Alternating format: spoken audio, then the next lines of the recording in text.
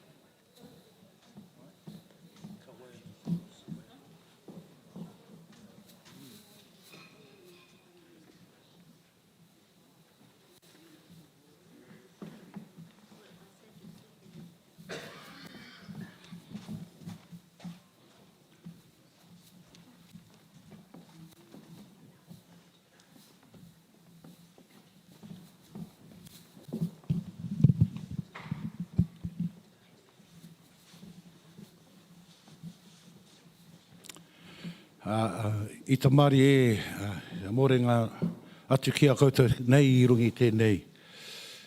Wā, ko tēnei te wā whakamutinga mō tātou nei ki rungi tēnei. Te nota o Raukawa, kia nei ki a rātou nei Ngāti Pare waha, te iwi, ngā iwi o te reo me Ngāti Kawhatoki. Koia nei, ko tai mai ana ki au nei e karakia mō tātou, nā te tūkana e Brian e māwiwi ana I te pō nei. Koia nei, ko te taina kōtai. Nā reira, a me mi anu ki a koutou nei I timatanga, me koe anō ki a koe e tribunal, taino atu nei I rongi tēnei karakia hei timatanga mō mātou nei, me te himene mō mātou. Nā reira, ki noi tātou.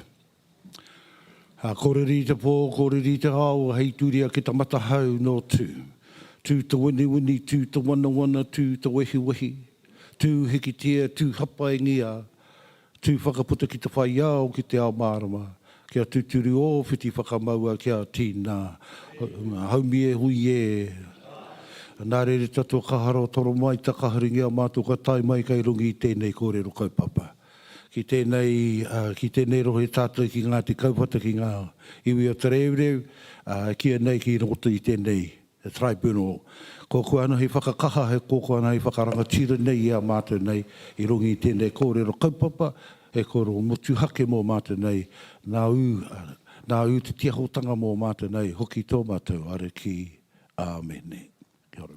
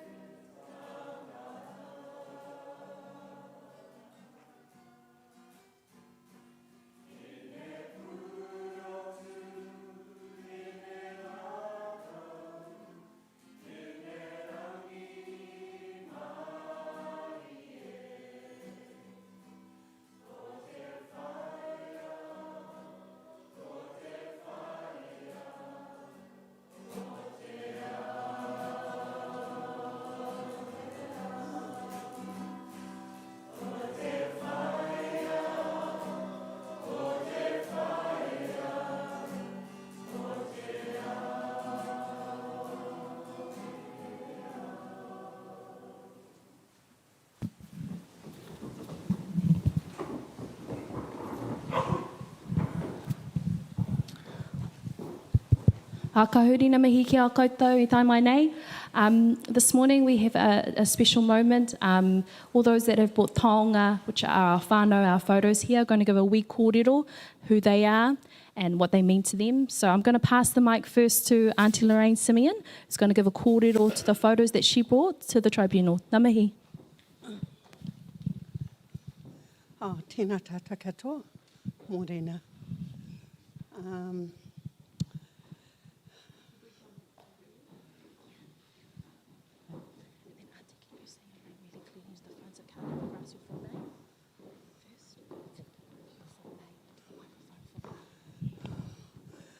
Ko tōku ingoa ko Lorraine Hini Himiona. Ko tēnei tō mātai whānau ki te taha o Ngāti Tūroa. Kei mui, kei tēnei whakāhua ko hoita te kāhuhui. Te tama o te kāhuhui rawa ko Rāmari Kiriama. Ko tēnā tōna hō wāhine ko Rāhira Kiriama.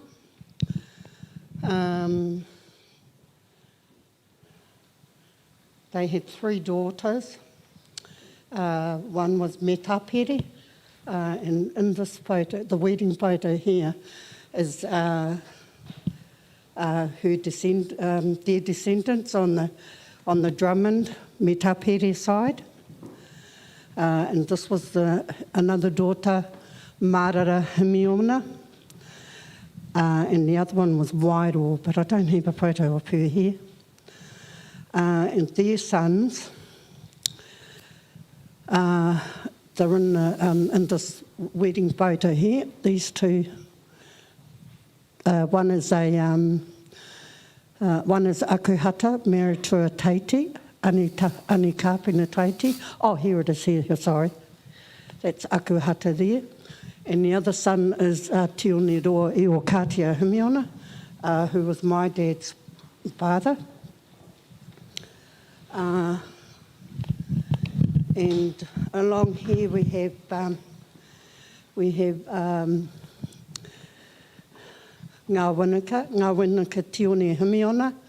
She was also, her line is the Karihana Tauranga line as well, but she's also a half-sister to my dad, who is Tioniroa Iwakatia.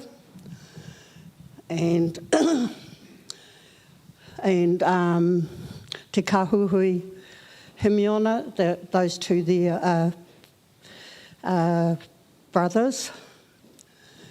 And when their mother died, this is their mother, Media Morioho, when she died, their dad married the younger sister. So out of the younger sister came Tāne Pitukura, Tioni Himiona, and Te Koro Tioni Himiona. So they're the 2 sons from the second marriage, and these are the 2 sons from the first marriage, and she's a half-sister to the 4 of them.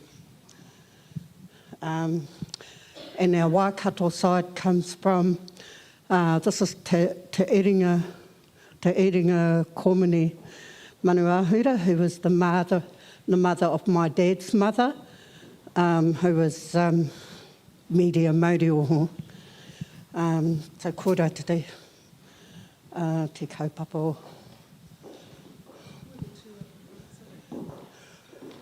Auntie Sonia's just about to give that kōrero. For Auntie Sonia, Auntie Mids, could you come and give your kōrero about your photo if we can? Ngā mihi o te atakia koutou katoa. Tēnei whakaahua ngā tamariki Kiriama rawa ko Waitauhi, Emoi, no Ngāti Tūwharetoa, me Ngāti Raukawa ki te Tonga, no Tokarangi. Toko whetū ngā tamariki o oku kaumātua. Engari, kua mate tōru ngā tamariki he poto ana ki Ngāti Whakatere. Is that all right? Yes.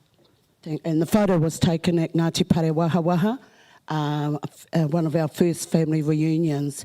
This is before we had Ngāti Mano. So we had a number of family reunions to decide should we build a marae, and that was the beginning, was at that hui with all my aunties and uncles and their spouses. Thank you. Auntie Sonia, Auntie Shireen, na mihi kia koroa.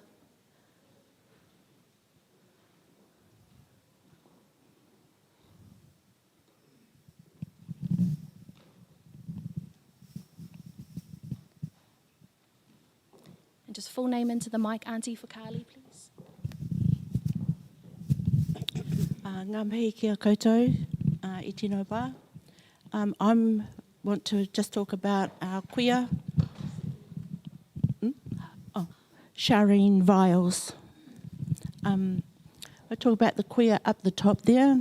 This is Te Ara o Rehua, a portrait of her taken in her younger days and an older picture of her later on. And I just have a wee story around her, if I may. According to an article written by Pa Noel Delaney, SM, Erana Te Ara o Rehua Tākana was a noble, intelligent, kind-hearted and deeply religious woman. She was born about 1828, somewhere between Te Awamutu and Maunga Tautari,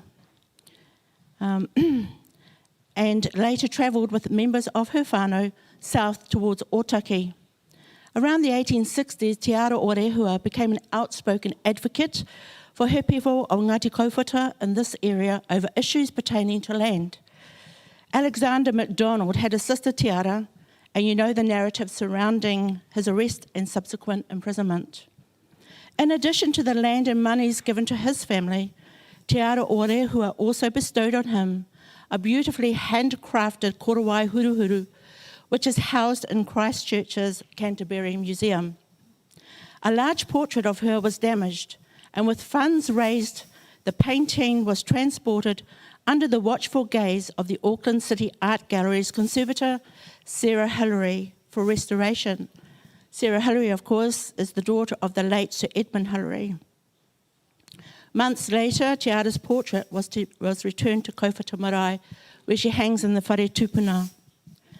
In another article written this time by Francis Delac, SM, he states that Te Ara o Rehua invited a Ngāti Raukawa chieftainess, Hini Terei, to meet with her at Pokikaraka in Otaki. It was here, she told Hini Terei, she had crossed a stream and was to become a Catholic. At that time, she took the name of Helen, or Erana, after the mother of Emperor Constantine. Erana Te Ara o Rehua Tākana died at Kaiwi Pā on the 27th of February 1921. So this year marks her 100th anniversary of her passing. Her final resting place lies in the churchyard of Saints Peter and St. Paul Catholic Church at Kauwhata Marae, Kaiwi Pā. Her monumental inscription reads, He kuia rangatira no Ngāti Kauwhata, he pauhoki ia no hahi katorika. And just to finish off, Your Honour, in the front here is my father, Tumuana Herbert Emery, and my mum, Moa Huia Tangamoana Rakatau. Kia ora.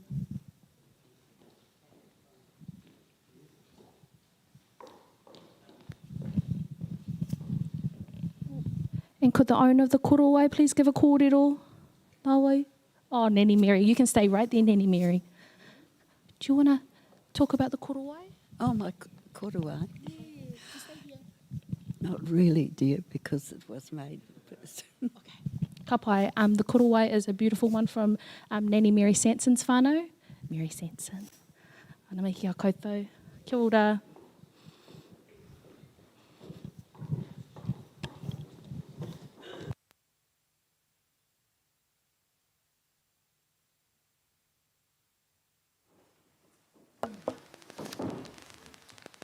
Ngā mihi kia koutou, ngā mihi kia rātou, ko wehe atu ki te pō. Tēnei taku mihi mahana kia koutou katoa. Welcome back to this final day of our hearings here in Raukawa, my tāwhiti. I think I'm giving the floor back to you, Mr. Corniget, so we can begin. I just want to acknowledge all the taonga that have been brought, the photographs, the korowai that was here yesterday. These are taonga that help enhance the kōrero that we've heard from people this week and throughout the hearings. And of course, the woman who's at the top there, she's very famous in the literature that we have before us. So thank you for bringing her, and hopefully her guiding spirit will take us through to a helpful conclusion for all parties. Mr. Corniget. Tēnā koe, te kai whakawā and tēnā koutou katoa. I'm going to start with Peter Fraser's evidence. He'll present a summary. I have some questions for him. Obviously, he'll be subject to cross-examination, tribunal questioning, and then we'll have Paula Marie Mackenzie's evidence from yesterday. And I don't believe there's anything. That's the evidence we'll have today, Your Honour. So we'll start with Mr. Fraser presenting one generation later the costs of being a late settling iwi. His main paper is A230 and the summary is A230A.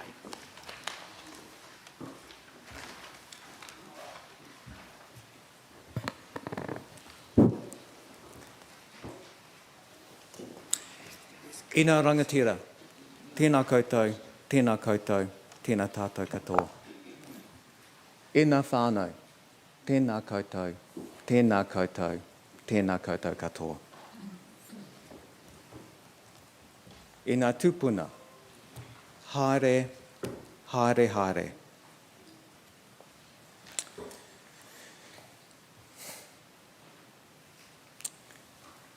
Dr. Suter, ka mihi ki a koe.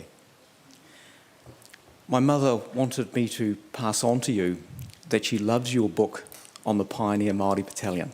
So I'm just taking that opportunity. I'd just like to make some acknowledgements here. Firstly, I'd like to acknowledge Matua Peter Richardson, whose photograph is here in front of you. And in terms of a generation later, I'd like to acknowledge my two sons, James David Arapeta and George Philip Kiriopa. They are here today along with my wife and my homestay son from China, who are here to learn about what they call in high school integrated studies for real, because this is very real. When I last presented to the Waitangi Tribunal as part of the Mokai Pātia claim, I recited the story of Mātangi.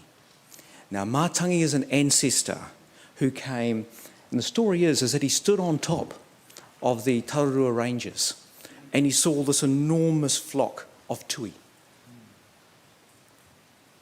And being an interested sort of a guy, he thought he'd follow them and see where the birds would take him. And in that process, he explored through the reaches of what is now the Manawatu and into the lower reaches of the Rangitike. He ended up building a whare at a lake called Oporoa, and his two daughters are still there at the lake. Now, during the last presentation, I likened my role as an economist as someone that explores new areas and covers new ground, which is why I wanted to make the analogy with Mātangi's journey, because that journey fits this rohe and fits the rohe where I come from. But I am not bold enough to say that I am Mātangi. What I am saying is that as an economist, I'm like one of Mātangi's tui, in that the tui flies above the forest and it gives a perspective that nobody else can see. And that perspective is useful for the descendants of Mātangi. I want to go a little bit further and just reaffirm my links with Ngāti Raukawa. My great-great-great-grandfather was Utuku Pōtaka. His mother was Niho Iti, Now, Niho Iti is of Ngāti Raukawa. Now, my karawa Utuku, during his early years, actually spent a lot of time with his mother's people. And it is there where he was baptised and actually got his name. Now, that is a name that within Ngāti Hauiti has come down generation after generation after generation of noble, noble people who have held that name. That name is currently held by my cousin Utuku Pōtaka, named directly after our karawa. And I want to recite another short story here to provide some context. In the 1860s, Utuku set up a kāinga in the lower reaches of our rohe in the Rangitike. It is almost at the end of where Te Hauhau Road is now. Now, unfortunately, in the 1880s, and this was really due to the deforestation that was happening at the time, it changed the way the river ran. And the result was a massive flood. And so that led to the abandonment of the kāinga. Now, where the abandonment of the kāinga becomes important is that when Utuku shifted there and set up the kāinga to acknowledge his mother's people, he got a group of carvers from Ngāti Raukawa to adorn the whare. And the whare had two amo, a tāne and a wahine. And the wahine held a kettle and the tāne held a patu. Now, after the village, when the kāinga was abandoned, my ancestors shifted basically to where Rata Marae is now, because that is where Utuku set up his mansion. And that became the centre of Pōtaka family and Hauiti activity for the next, 30 or 40 years. The amo were left. They were left with the whare.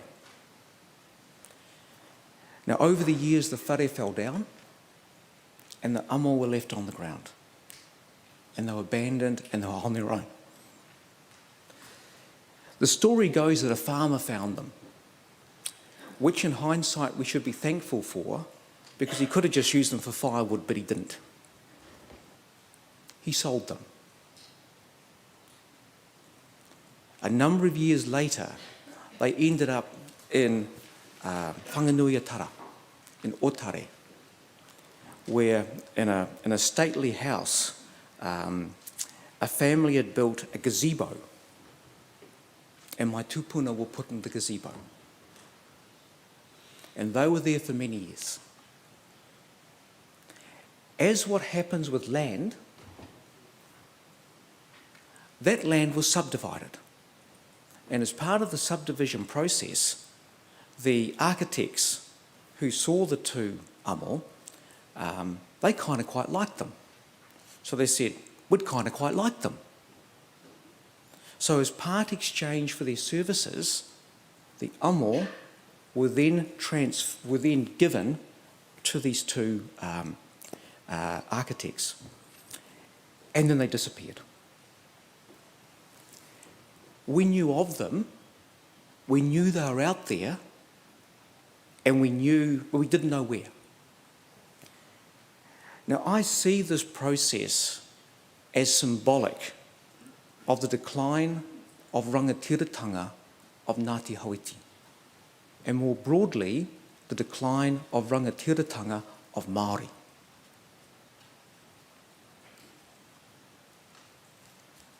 But in the early 1990s, another one of my cousins who had a particular liking of antiques got a catalogue from Dunbar Sloane.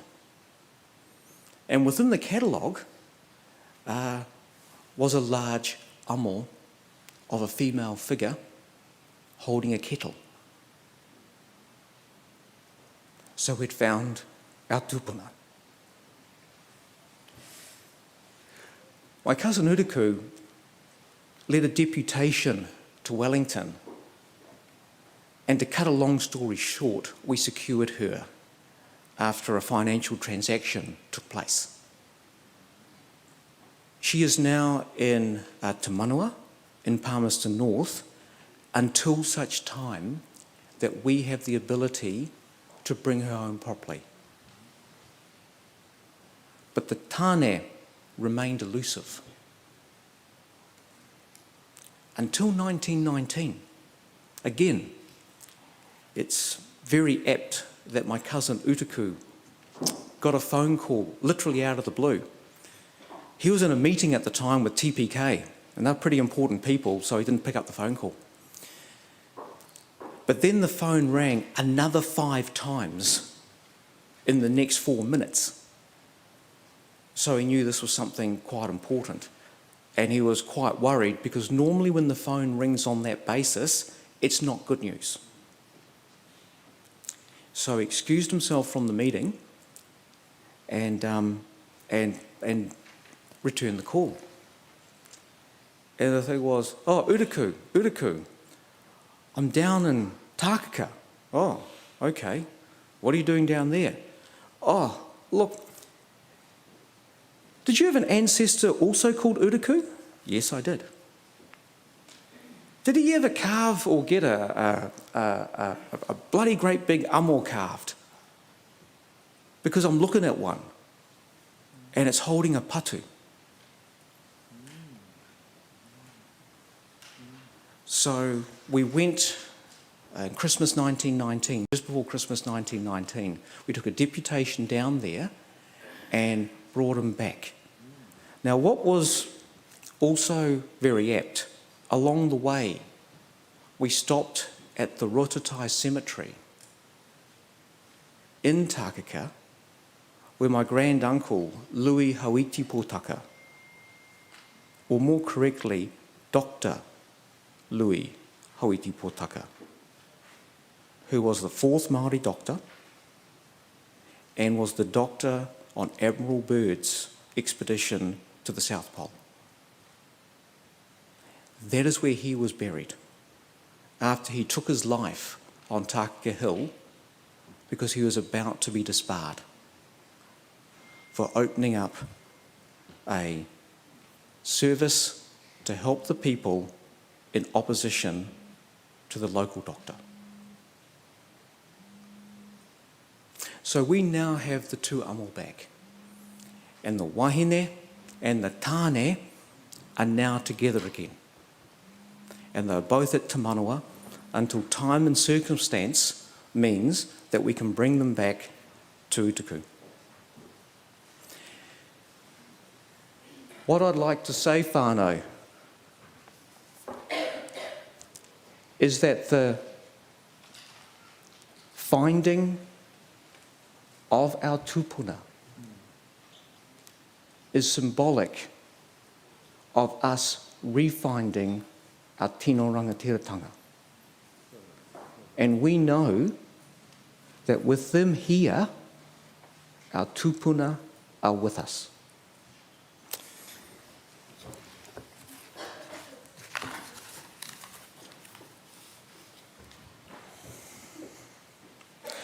I now want to refer to the business of the day, which is 1 generation later.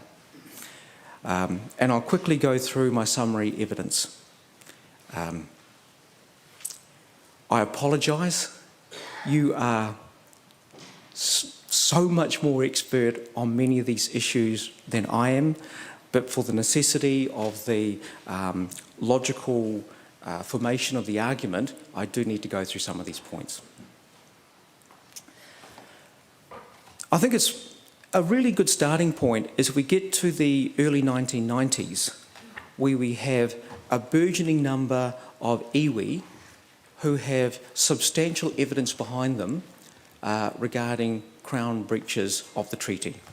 And these are historical breaches as well as contemporary breaches. And from a public policy perspective, there was no systematic process of how to settle these. From an economic perspective, the early 1990s were a time of substantial fiscal constraint.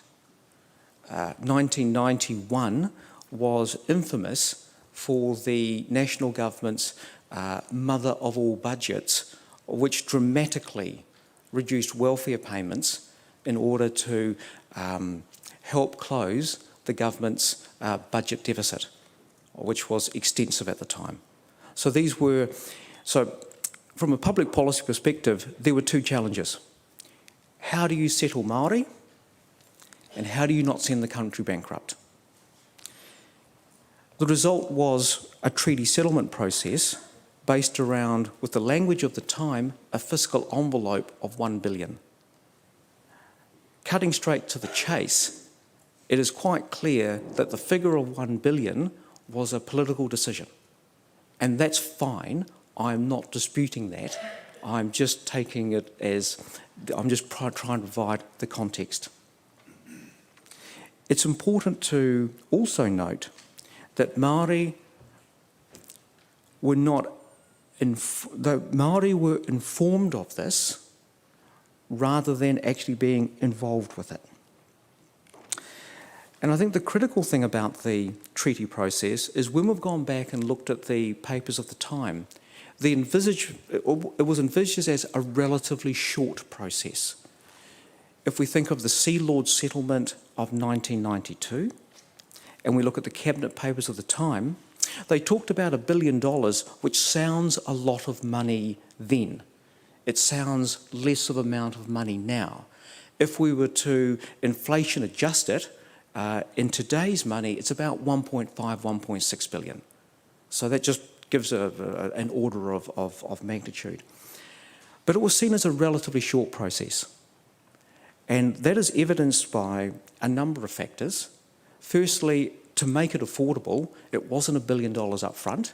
It was seen as a rolling fund of $100 million a year over a decade, which is almost like going to Noel Leeming's and buying a big screen TV, but on the Crown's basis. So that made it substantially more affordable. Secondly, there was an expectation that claims would be lodged by the end of 1999. So with a process that goes after that, we've assumed 5 years. So you're looking at everything should have been cut and dried around 2005.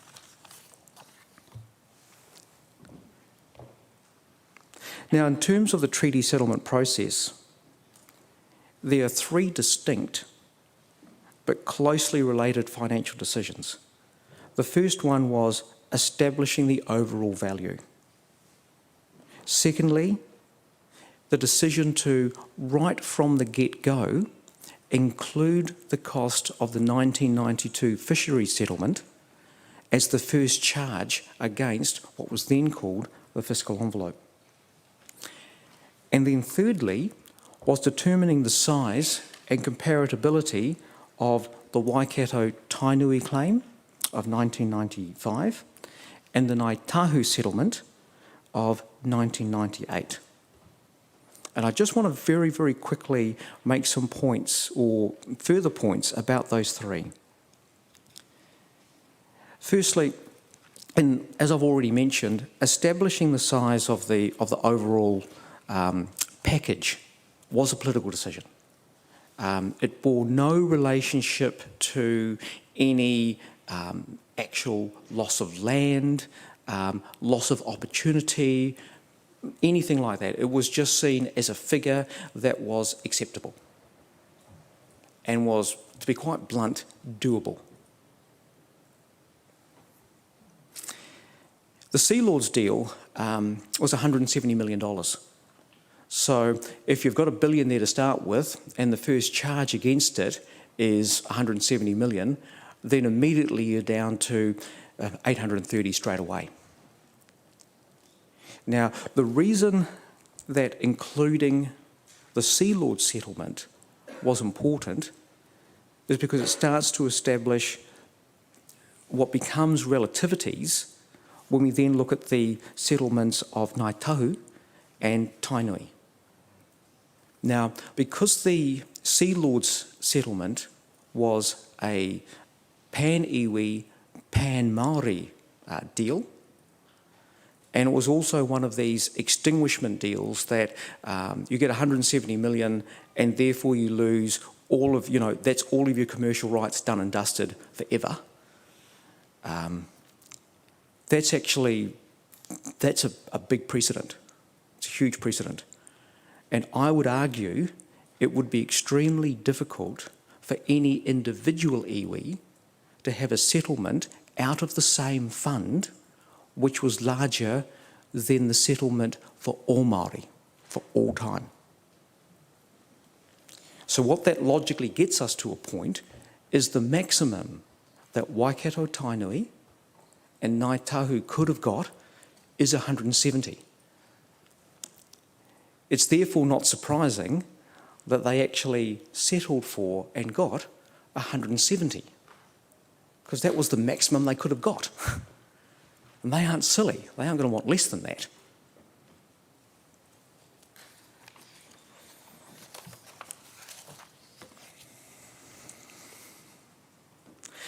Now this leaves some quite serious problems, because if we've taken off Waikato Tainui, we've taken off Ngāi Tahu, and the first charge was already the fishery settlement, we're only left with $490 million for all other Māori for the rest of time. Now, to put it into context of the numbers of the day, we were spending $1 billion a month on social welfare. A month. So $490 million for all Māori, excluding Waikato Tainui and Ngāi Tahu for the rest of time, is not a hell of a lot of money. So this leads to the first of what I call the first mover and second mover risks. Now, the first mover advantage is basically if you get to settle first, and again, I'm not disputing the quantum of the money. It could be $1 or $10 or $500 million. That is irrelevant. But whatever you've got the opportunity and optionality to do something with it. Now, whether that's invested or whatever, you've got the opportunity to do that. And you've got a longer period of time to do that. Now, time becomes really, really important here. And this is something which I teach my economics students, and it's the rule of 72. So the rule of 72 is basically a simple way of working out compound interest. So if you can get a 3% real return, it means that whatever amount you've got originally will double in about 23 years. So that's effectively within a generation. If, however, you're getting the sort of return that you'd get from the New Zealand SX50, that's about a 7% return. And I've calculated what we got here. That's just over 10 years for it to double. So every 10 years it doubles. Now, if you were my other schoolmate with Richard Mead, Nicholas Bagnall, he runs the ACC fund. Nick expects at least an 8% return, otherwise he doesn't invest. That means that Putia is doubling every 9 years. So time becomes really, really important. So that is the advantage of being a first mover. You basically get more time to actually do stuff. But I want to go back to the 490 million. Is that a real risk that Waikato Tainui took, and also Ngāi Tahu took, is that a future government could say, that is a derisory amount of money, it is an insult, and they would be correct. And so what we're going to do, we're going to increase it. And that would be fair. Now, the problem for poor old Waikato Tainui and Ngāi Tahu is that because one government can't pre-commit its successors, that if a future government was more generous, then they basically miss out. And this becomes what I've called the second mover advantage, is that the second movers, they actually get the, if there was a more generous settlement, they actually get the more generous settlement.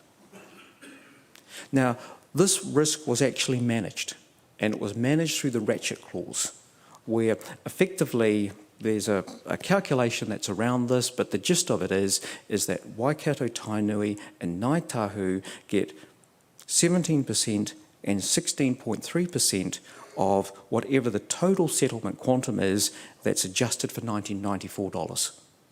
And that's perfectly fine. So that covers off their risk, and that's a fair and reasonable thing to do.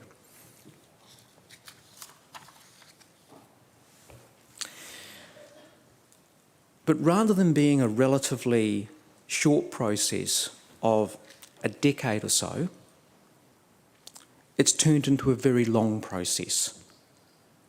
Now, economists like to make things a little bit more complex than they have to be, because that's how we get paid. So we call this an ordinal process.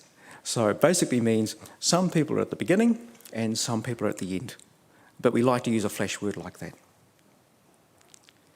Now, by having an ordinal process, by definition, some are first and some are last. And that's just the reality of things. It's not a good or a bad, it just it is. Now, I think the critical thing we could see is that by 2005, which is the 10-year mark from the Tainui settlement, only 10 claims had been settled. So I would argue that there should have been some alarm bells ringing at that point that this was going a little bit too slow. In fact, if you look at my original report, we've got a diagram in there which actually shows there's a period of time which is effectively what I've called a lost decade, where for whatever reason, not very much happened. And then you can see from about 2012, there is a substantial uplift in the pace of treaty settlements. Now again, as a humble economist, I am not here to question the whys or wherefores of that. What I'm saying is that by 2005, things were going a bit slow. But it seemed to take another 7 years for things to get a bit faster. And that's suddenly a very long time from 1992 and 1995. Now, in contrast to the advantages of first movers and potentially second movers, we then have what I've termed late movers. There are no advantages here at all. There's none. And I think it's useful just to sort of pause for a moment, because another thing that economists love is counterfactuals, where we sort of say, well, if this would have happened, how would the world have been different? How would things have changed? So, example I give here is that by 2020, Tainui Group had amassed assets of a little bit over 1.4 billion.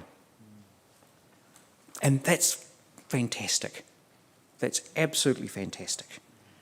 And that has completely transformed Waikato Tainui. And that's fantastic too. But here's the thing. Let's say that they had have delayed that decision for whatever reason until 2020. That single decision would have cost them, just in financial terms alone, $1.2 billion. And that's excluding the benefits to their people, which are enormous. I want to go a little bit further, is that, and this is where that compounding interest comes in, is that let's say that rather than settling in 2000, in my counterfactual world, Waikato Tainui had have settled in 2025, which is potentially the sort of time frame that Ngāti Kauwhata me Ngāti Raukawa are hoping for. That single decision of another 5 years would have cost another $600 million. Now, I know that we have some, the need to go and inflation adjust for CPI, but I want to pause here for a moment and say that for Waikato Tainui, a decision around 5 years at the point they're at now is 600 million. And remember when I said the original amount of the fiscal envelope that was left for all Māori for all time was 490 million. So what I'm saying as an economist, these issues around time are really, really material. Really material. If you ask Ngāti Kauwhata and Ngāti Raukawa, they will tell you it's very material. If you go and ask my good friend Nicholas Bagnall at ACC, he'll tell you it's very material. If you just went and saw a financial advisor and were planning your retirement savings and said, oh, I want to delay my savings for 20 years, I'm pretty sure your financial advisor would advise you not to do that.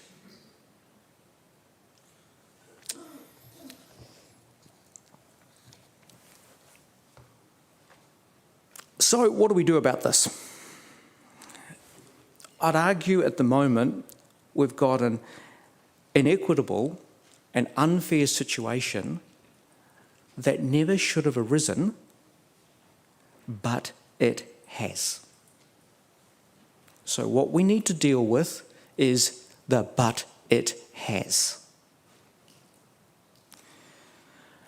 So loosely the solution or the outline of a process which I have suggested, you can think of it as almost like a mirror image to the ratchet clause that Waikato Tainui and Ngāi Tahu got to manage their risks at being at the front end of the process. So what I'm talking about is we need some sort of mechanism at the back end of the process. And that is for iwi, such as Kauwhata and Raukawa. And I want to look at Kauwhata and Raukawa specifically in some more depth, but I want to establish the general principle first. So what I'm saying is this should be additional to the treaty settlements to the Crown. So it's no good robbing one pot or getting the same pot and splitting it into 2 or 3 and telling us it's a bigger pot, because it's not. We kind of want a bigger pot. It should not count in terms of the relativities in the final settlement quantum for Waikato Tainui and Ngāi Tahu.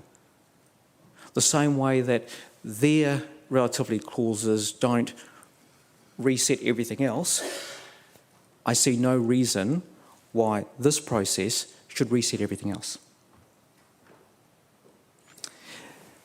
Now, ultimately, iwi will be different and have their own individual circumstances. So what my suggestion is, it is subject to negotiation, but potentially affirmed by findings of the tribunal and its recommendations. But critically, it's informed by investment benchmarks and the identification of the relevant time periods to recognise the opportunity cost lost with the time value of money. Now look, we can't compensate for loss of opportunity. And I would be and I think it would be an outrageous question to try and monetise loss of opportunity. But you can monetise loss of investment opportunity, and that's quite easy. Now, the point I'd make here is that financial economics gets extremely complex extremely fast. I don't think that complexity is necessary. When we've got a process that was set up based on a series of ad hoc political decisions, $1 billion is the number,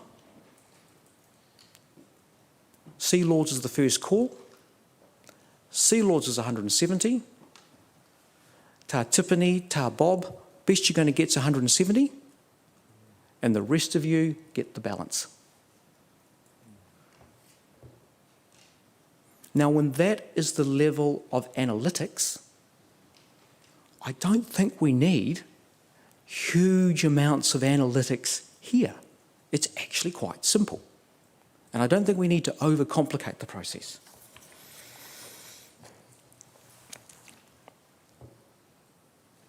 I now want to look more specifically into issues of Ngāti Raukawa me Ngāti Kauwhata. Now, the assumption I've made in writing this evidence is that I've assumed no fault.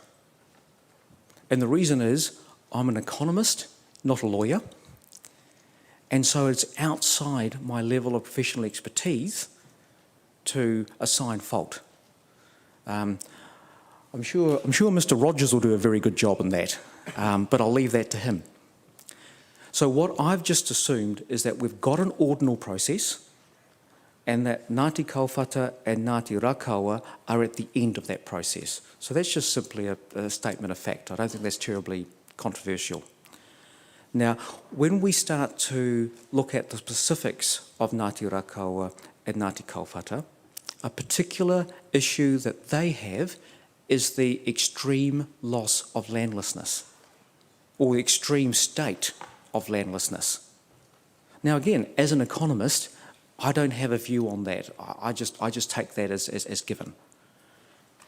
But as an economist, what I can say is that it would be reasonable to expect that as part of a settlement, Ngāti Raukawa and Ngāti Kauwhata, as probably a high priority, would want to buy land. Now, whether it be bare land, whether it be industrial land, whether it be housing, it's basically buying land because they don't have any to begin with. And if we look across the treaty settlements, land has been an asset class that Māori has consistently shown a very strong preference to holding. So I think what I'm saying is a pretty reasonable thing to do. But here's the problem. The price of land and the value of land is increasing faster than inflation, substantially so. So in my counterfactual world, if Ngāti Kauwhata and Ngāti Raukawa had have settled in, let's say, 2006, then the settlement that they would have got, given all the relativities and blah, blah, blah, blah, blah, blah, blah, blah, blah, would have bought them quite a lot more land than what they would have got now. So the point is, by settling later, not only have they missed a generation's worth of opportunity, not only have they missed a generation's worth of financial returns, but the money they're going to get is going to buy them less of what they want, because what they wanted was taken in the first place. So that is why we specifically wanted to use this argument, and we saw it being relevant for Ngāti Raukawa and Ngāti Kauwhata. And I want to just pause here for a moment and explain why we use the term a generation lost.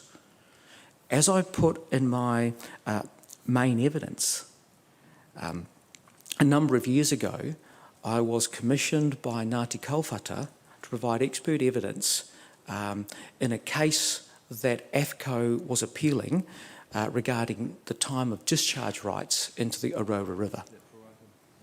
Now, as part of that process, Matua Dennis Emery put me in his van and he drove me all around the rohe. Because, like my grandfather, Dr. Suter, I'm also ex-military, and time spent in reconnaissance is seldom wasted. And so what I wanted to be able to do is that if I was talking here on behalf of Ngāti Raukawa or Ngāti Kauwhata, I wanted to have been there and looked at it. I didn't want to say, yes, I've heard of the Aurora River and here's a map.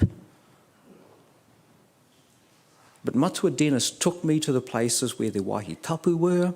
He took me to the places where the discharge came from the Fielding wastewater treatment plant. So that gave me a really good impression and feel for what was happening. Now, along the way, I got this kōrero. And the kōrero went something like this, is that the kaumātua at the time, and this would have been in the early 1960s, they were noticing that the health of the river was declining rapidly. And in particular, as a mahinga kai, it was no longer suitable as a mahinga kai. And then it got to the point it was so bad that they couldn't swim in it. So at that time, the kaumātua, they put a rahui on the river, which they hoped would not last very long. 3 generations have now passed and that rahui has still not been lifted.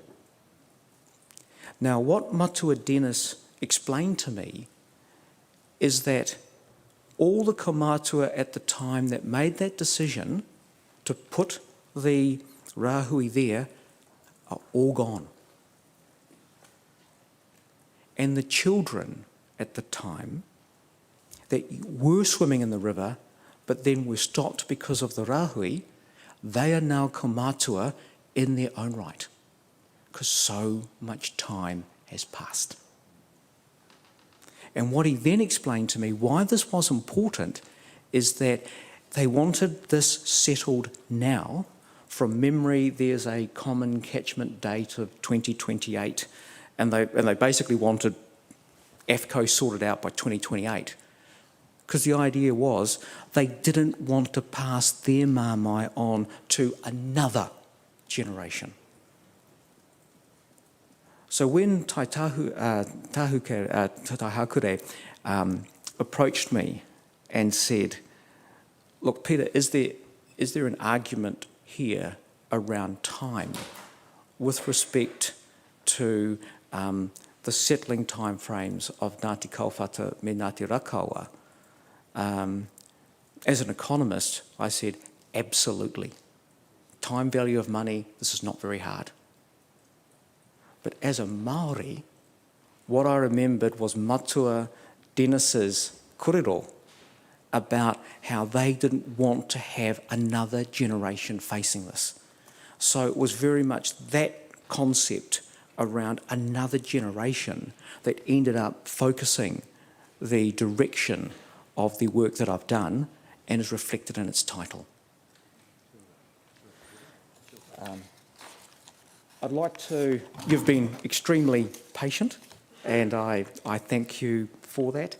I'd just like to summarise some key points now and then happy to take questions. I think the first thing is that the entire treaty settlement process was unilaterally determined by the Crown and Māori essentially forced into a take it or leave it choice. The overall quantum of the settlement that was determined in the early 1960s bore no link to the actual losses Māori have suffered and were instead simply a pragmatic and politically informed decision. It seems from the evidence available that the Crown was anticipating a substantially shorter process of a little over a decade and that this would not have taken so long. When it became apparent that the process was taking much longer, and that as a consequence, late settling iwi, specifically largely landless iwi, such as Raukawa and Kaiwhata, would be negatively prejudiced by this, the Crown did not adapt the settlement process to reflect this reality. Now, for Kaiwhata and Raukawa, not settling early has now cost them a generation's worth of opportunity. And as a consequence, a mechanism to offset these costs and ensure equity between Māori groups is required. Now, if the tribunal recognises this, then what my suggestion would be is that some work is done on what an actual proposal would look like. And I think there's two key questions that sit under this. I'm not saying they're the only two questions, but I think they're important ones. But I think in terms of Kaiwhata and Raukawa, it's getting to a rate of return on investment and settling a time frame. Because you put those two things together, it becomes a relatively simple calculation. And we don't have to go and intimidate people at cocktail parties with mathematics that no one else can understand. So thank you for listening. Whānau, thank you for being here and supporting me. Nō reira, tēnā koutou, tēnā tātou katoa. Thank you, Mr. Fraser. Unless there's anything else? Yes, Mr. I have a Kūnehake? couple of questions. Thank you. Now, thank you, Mr. Fraser. Now, you'll be aware that the Crown's treaty settlement policy is outside the scope of this inquiry. So my question is, to what extent does your analysis depend on a finding by whomever that it's the Crown that are to blame for Raukawa, Kaiwhata and affiliated groups being late settling iwi? Yeah, that's actually a good question. And one of the things I mentioned this when I was just giving this, is a simplifying assumption I made was effectively one of no fault. And the reason for that is, as an economist, I'm saying, from my perspective, is there a problem here? And the problem was basically a period of time. There was an ordinal process, and Kaiwhata and Raukawa were at the back end of that ordinal process.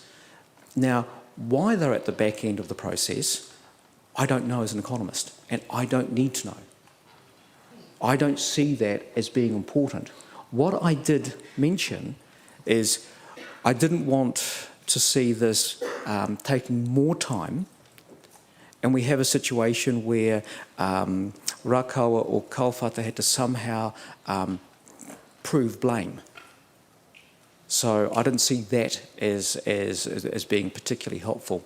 But I think it also goes back to a little bit about the methodology that economists use, and that we make a distinction between positive economics and normative economics, between what is and what ought.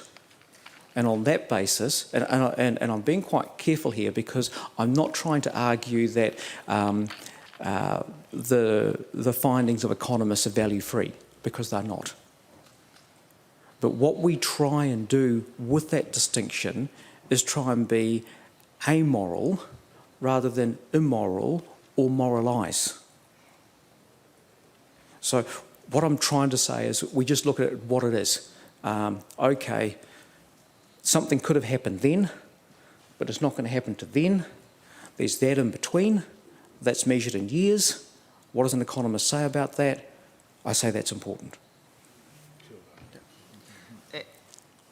Much of your economic analysis in terms of the loss of investment opportunity would apply not just to Kaiwhata, Raukawa and affiliated groups, but other late settling iwi.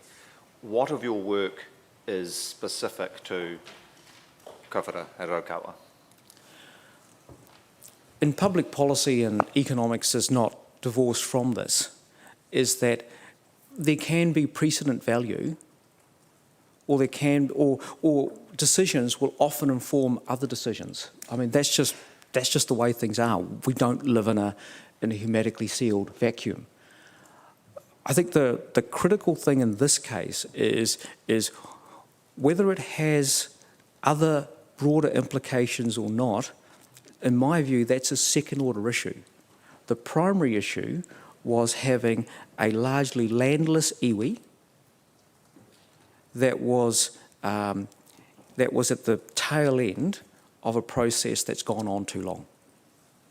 And that is what drove it. Now, whether that has implications for example, my iwi Ngāti Hauiti at Mokai Pātea, it might. I've got no doubt that I've got cousins who would be looking at that, and I think I would be naive to say that they wouldn't. But the critical thing here is that there is a māmai with Ngāti Kauwhata and Ngāti Raukawa. And the sort of settlements that we're looking at, because of the point that I mentioned earlier, that land has appreciated in value faster than what the CPI has, so that when they do come to settle, their optionality is going to be, apart from taking a long time, their purchasing power is going to be so much less than what it was earlier. I mean, this is what one of their major concerns are. So this is why I was asked to be here in the first place. Now, for other iwi that are not so landless, would there be a similar argument made? I've got no doubt that other iwi would make that, but I think they'd be on less sure grounds, because this is an iwi, or these are iwi with an extreme level of landlessness.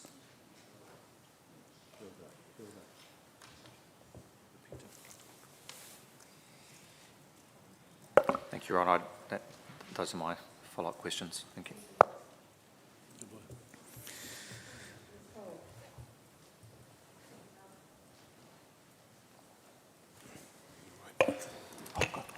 Tēnā koe, Mr. Fraser. Ko Jackie Kautago ingoa. I'll be asking the questions of the Crown. Sorry, where are you? Oh, over there. I could just hear stuff coming out. Sorry, apologies about that. It's okay. I have a number of questions for you. Mr. Cornegé earlier this week asserted from the bar table that Ngāti Raukawa and Ngāti Kauwhata and affiliated groups were last.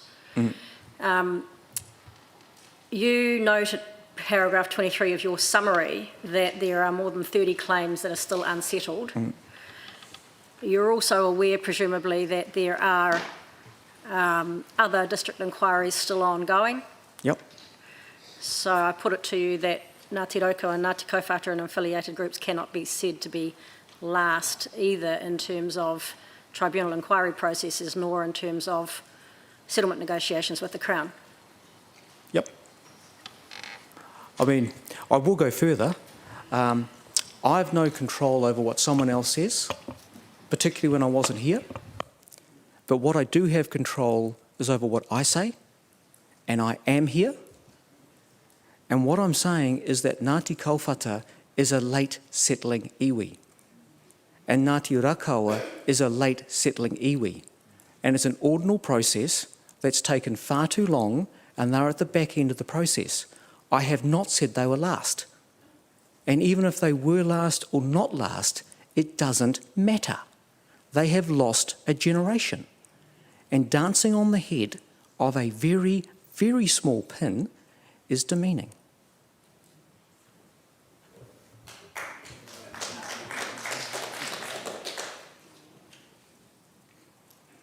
Do you have any more questions? I do, Mr. Fraser. Good.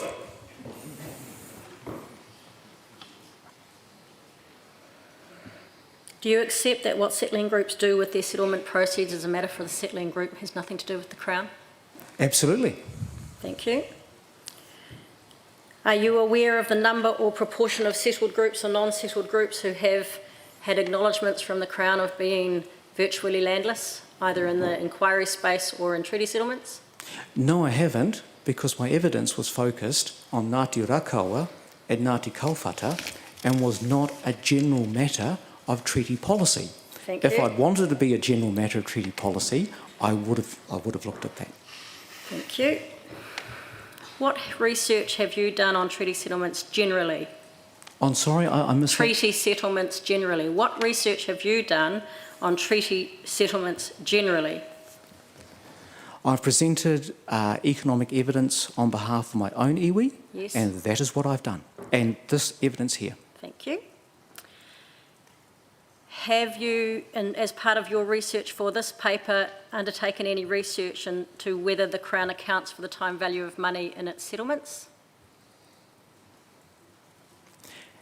Apart from an inflation indexing, my understanding is there is no other mechanism. Let me ask you the question again.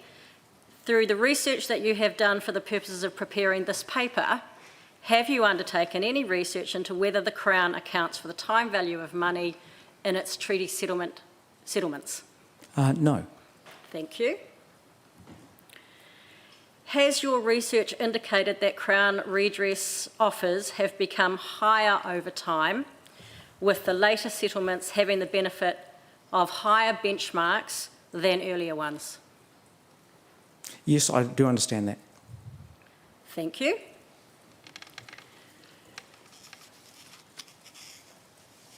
Would you agree that the terms of any settlement are a matter for negotiation between the parties? As a general principle, yes. But as you've said yourself, there are relativities in there. So the amount of actual negotiation is subject to those relativities. So it's by no means a free-for-all. I certainly wasn't suggesting there was any free-for-all. In terms Well, there's absolutely not. In terms of relativities, I presume that you're talking about what I mentioned with respect to later settlements having the benefit of higher benchmarks than earlier ones. Is that what you're saying? I mean, through any process, things will change and things will become refined, and that's perfectly acceptable. More information will come to light. That is not unusual. What I'm saying here is very specifically an ordinal issue around time, and the fact that they're a little bit, it's a little bit more generous for a not particularly generous deal does not address the point that I'm making.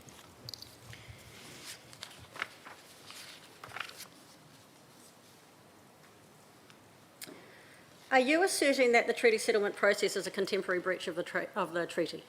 Sorry, I didn't quite catch that. Are you asserting that the treaty settlement process is a contemporary breach by the Crown of Te Tiriti o Waitangi? I'm an economist. I am not in a position to make that decision.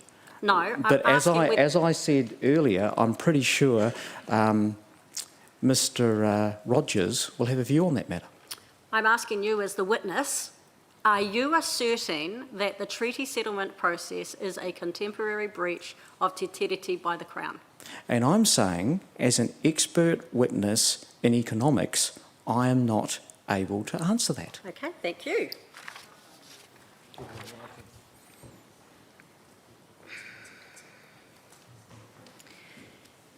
The ordinal, as you describe it, approach to treaty settlements has been inevitable in terms of there are only so many resources to be able to deal with the large number of settling groups or claimant groups. You'd accept that? Yes. How do you think there could have been an avoidance of inevitably then having later settling groups in that process? Thank you for answering that. I was hoping you would ask that. Well, we are here Yep. for the Commission of Inquiry, Yep. being the Waitangi Tribunal, to consider all of these matters. I think we are there's- not here to be adversarial, Mr. There is two ways I'd respond to that. As I say in my evidence, in 2005, when there's only 10 settlements, the Crown could have made the decision to put more resources in to go a lot faster. And compared to 1992, that was not a period of fiscal constraint. I was in the Treasury at the time, and it was definitely not a period of fiscal constraint. The second thing I'd say is that when the Crown wants to, it can get money out of the door really, really fast. And I'll give you an example. If we go back to this time last year, we're in the middle of the COVID pandemic. The government managed to get $12 billion out of the door as a wage subsidy in 6 weeks. So that is what the Crown can do when it wants to. And what I'm saying here, it is time the Crown started wanting to.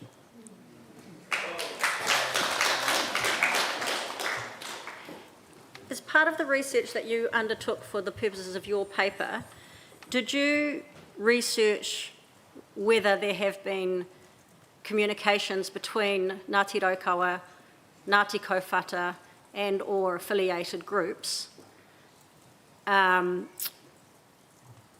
the Crown concerning the commencement of settlement negotiations prior to the holding of a district inquiry before the Waitangi Tribunal? No, that was outside the scope of my work. As part of your research, have you, or general understanding in fact, have you an understanding that the Crown, enters into settlement negotiations with groups who are ready and willing to settle? That was outside the scope of my work. Okay. Do you accept that the Crown, it would be inappropriate for the Crown to seek to commence settlement negotiations with groups that are not ready and willing to settle? That is, I'm an economist. If you can't answer the question, just say you can't answer the question. I'm not saying that I cannot answer the question. What I'm saying is that is outside the scope of what I was commissioned to do. Well, for the purposes of the expert evidence that you're giving, would you accept that it is only groups who are ready and willing to settle who ought to be engaging in settlement negotiations with the Crown? What I think, as an expert witness, is that what Māori want to do needs to be taken into account. Mm-hmm. What I understand, and this is outside of my expertise as an economist, is that Ngāti Kōwhata and Ngāti Raukawa wanted to do a direct negotiations and not go down this track. But they've had to. That is my understanding. So if you ask me what my understanding is, that is my understanding. Okay. Thank you very much for that information. As part of your research, did you look into the process or the manner in which the tribunal determines the order of groups whose claims would be inquired into through district inquiry processes in terms of the order? No. Using that ordinal, thank you.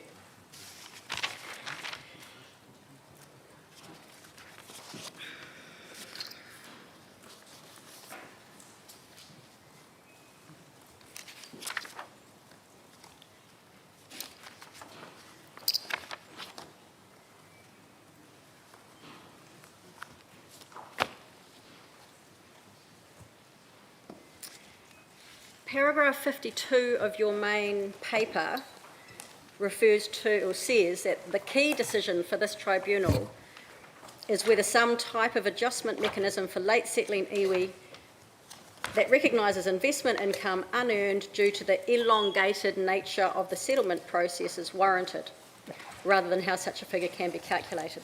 Yep. Would you agree that that applies to every group that has yet to settle? Yes. Yes. So it's not specific to Raukawa. No, I'm going to come back here. I've been very clear very clear the whole way through, is that in matters of economic analysis, like matters of public policy, can have wider implications. That is inevitable. What I am saying is that this piece of work was done specifically around the issues of Raukawa and around Kauwhata. Yeah, but many of the principles would apply across the board. Yes. Thank you.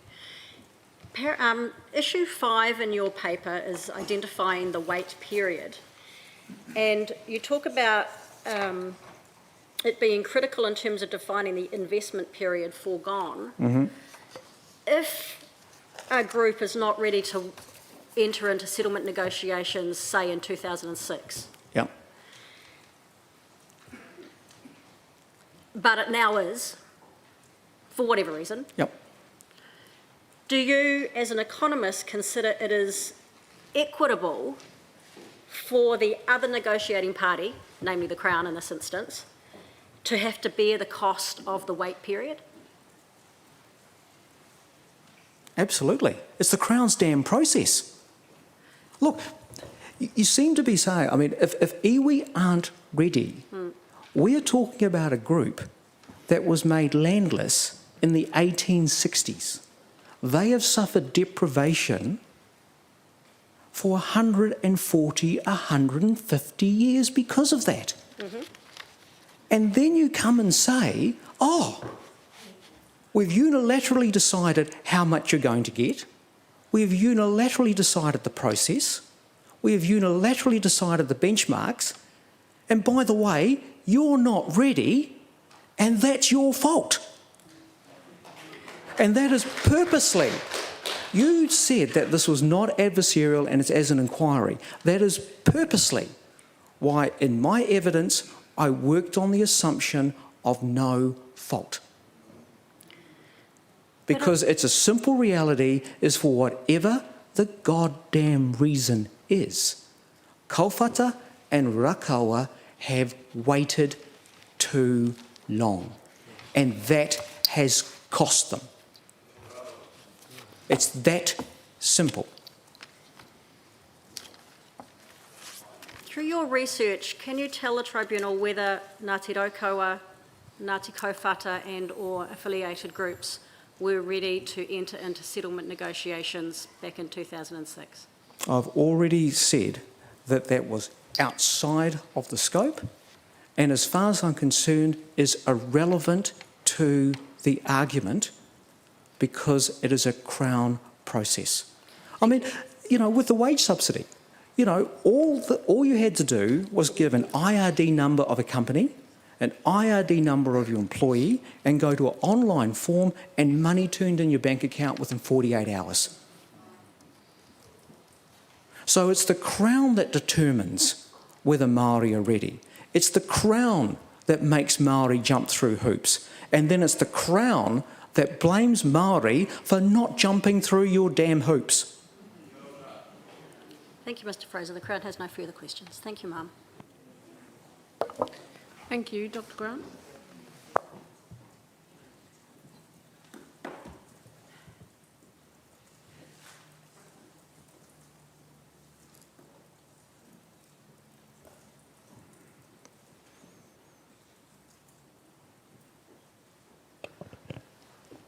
Thank you for your evidence, Mr Fraser. I just have a couple of questions.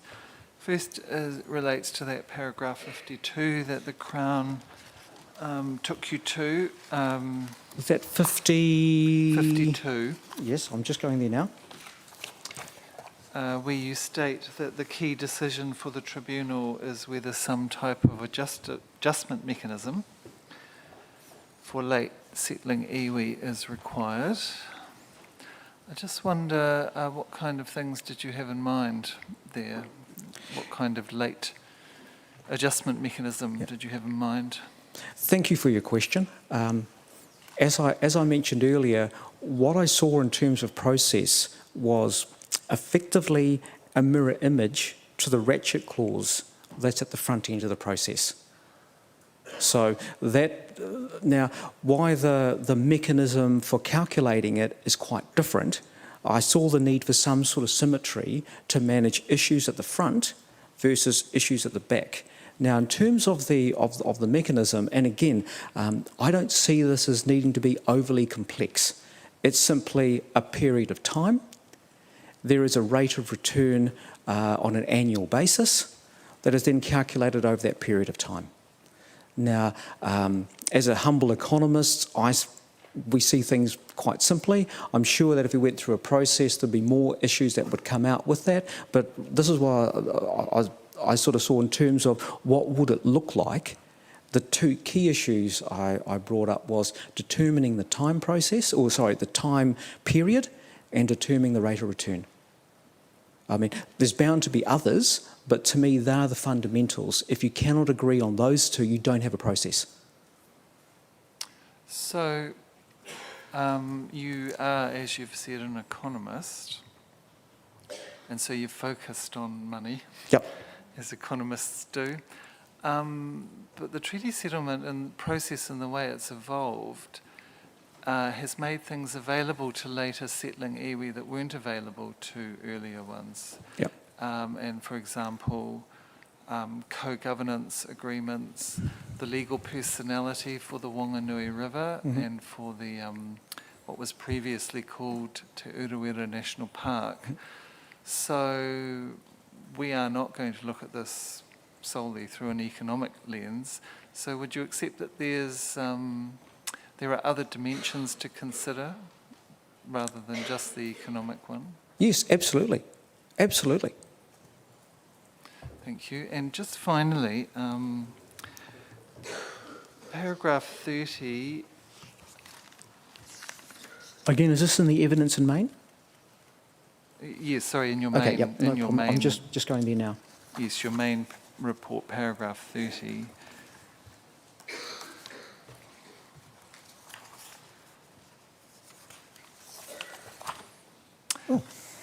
You have said there that late settling claimants are late settling for reasons outside of their control, and you've said that this is the case with Ngāti Kaupata and Ngāti Raukawa. What's your evidence for that? Sorry, could you please repeat the question? You've said that late settling iwi, late settling claimants are late settling for reasons outside of their control. And you've said that this is the case with Ngāti Kaupata and Ngāti Raukawa. Yeah. So what is your evidence for that statement? Okay.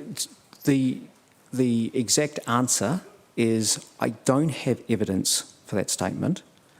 What, in terms of clarification, as I mentioned earlier, the key assumption I ran through this was a no-fault basis, because what I was looking at focusing on was an issue about a time period and a cost of waiting. And so I didn't see the need to go into a he said, she said, they said, we think, they think, someone else thinks. I just wanted to clarify that down. And that is what we do as an economist, and why, referring back to your earlier question, you were quite correct that wider issues are at play here. So I'm acknowledging there's wider issues at play here.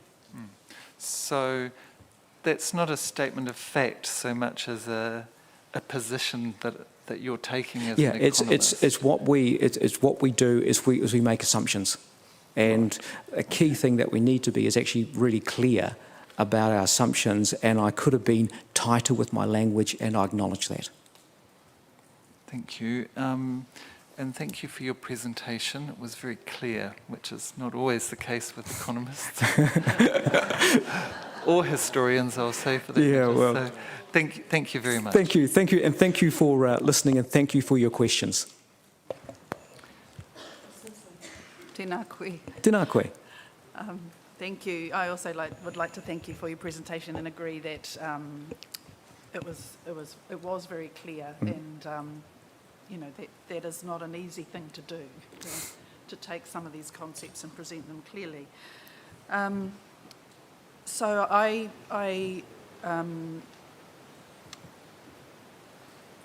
take from your presentation the point about ensuring equity in the process, and just want to ask questions on a couple of the points.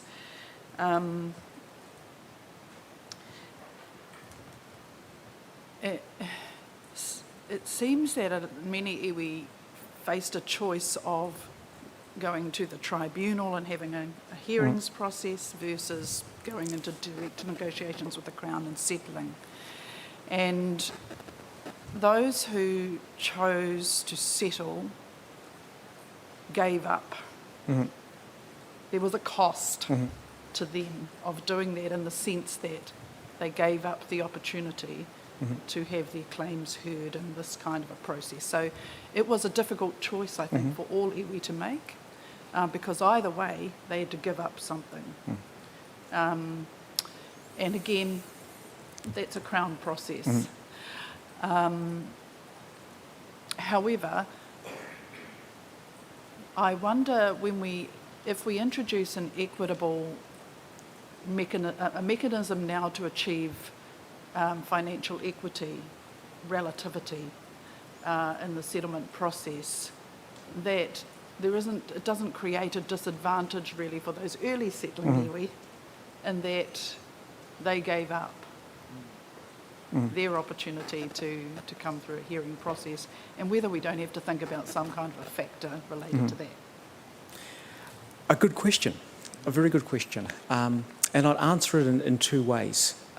Firstly, and this was responding to an earlier question around the time period, I really emphasise that every iwi, if we're now looking more broadly than Kaiwhata and Raukawa, so if that's the world we're now in, is that every iwi would have their individual circumstances, and I don't actually see a template just sitting there that would suit every single iwi, because there will be nuances between them, and different decisions will be made on an iwi basis and sometimes on a hapu basis within iwi that drove that decision making, and that's perfectly fine, and they will be unique. So the first part of my answer would be is that in putting together a process, is you'd have to have a discussion around what the appropriate time period is. And within that discussion, the points that you've made would be very much front and centre. And that's, where do you start the clock? I mean, because we know when you stop the clock, that's easy. The issue around the analysis is, where do you start the clock, and on what basis do you start the clock? And on that basis, issues that you've said about relativities, about equity, would be very, very fair and reasonable issues to raise. The second part, though, is more broad, and it goes to the process that we've got in front of us. This was a process that was put together by the Crown. It was put together, while it is of benefit to Māori, but it was put together to protect a bunch of risks from the Crown. And the original intention of it was to have a relatively short process of a little bit over a decade. And as I say in my presentation, is that if you sort of use a 10-year date of 2005, that being a decade after the Tainui settlement and 13 years after the Sea Lords deal, I mean, that's a reasonable amount of time. And the expectation is that most of these would have been done within that time. So the counterfactual I deal with is that if this had been resourced properly in the first place, and if the Crown's original intention of having a relatively short process had have happened, then all this would have been moot, because it would have been sorted. And so this is where we go back from the counterfactual to the actual. The actual is, in 2005, only 10 settlements had been done. And as the Crown told us, there's still 30 to go, and it's 20 past 10 in 2021. So you know, we could go very narrowly and say, I'll use my iwi as an example. We purposely went down, because I feel I can talk on behalf of my iwi, I won't talk on behalf of others. We had quite a lengthy conversation, not only within the iwi, but also more broadly within Mokai Pātia. And those conversations are ongoing because we have some of our whānau who don't agree with them. And that's what happens in these processes. That is not unusual. And we purposely went down the tribunal track. And so that was a decision that we made in the context of the process we were given the resources that we had, given that we ceased to be effectively an iwi in 1920 when my Karaua Utaku passed. That's effectively where we mark the end of Ngāti Hauiti Rangatiratanga. So we were starting from pretty much a zero base. So I think that also needs to be taken into account and could have been taken into account with the Crown's resourcing, and if the Crown had have simply carried on with its original intention of a relatively short process, because that intention was good. Yes, but I'm not sure that we've established that it was actually even possible to settle within that 10-year period, even if the Crown had fully resourced to the fullest capacity possible. In that case then, what we had was a fundamental flaw in process design. And that's not the fault of Māori, it's not the fault of iwi, and it's not the fault of Kauwhata and Raukawa, because we weren't asked, we were told. So just coming back to, I guess the key principles, and I take your, the 10-year kind of, or finding a benchmark or a threshold by which you sort of start to implement a ratchet clause of some form. Yep. The two key factors seem to be that everybody should have relativity to the final quantum. Mm-hmm. That's one of the key factors. Mm-hmm. And that there also should be relativity in respect of time value of money, lost opportunity cost. Mm-hmm. Those are two different things, and both those factors should be part of a mechanism. Yeah, I'd agree with that. And what I'd say is that the time has stretched on so long that we now have effectively inequities creeping in then, notwithstanding that we now have the Whanganui River settlement and these other things like that, which are great, which are absolutely fantastic. And as I mentioned in my responding to the questions from the Crown, is that, look, with any process, you'd expect it to evolve over time. And this process has evolved over time, and that's a good thing. But I don't think you could say that because it's evolved over time, therefore somehow Ngāti Kauwhata and Ngāti Raukawa have somehow been compensated for waiting for a very, very long time. And again, there's a debate about exactly how long that is and when the clock should start, and I think that's a fair debate. I think it's a fair conversation. But there's a context that conversation needs to be had in of a Crown process. And you have provided some details around how you think the rate of return should be arrived at, and you've used some benchmarks like the NZX 50 and the long rate, the average long rate of return on the settlement assets for the two settling iwi. I mean, those there are a number of things around that, I suppose. You've discounted government bonds because you've said the rate was too low.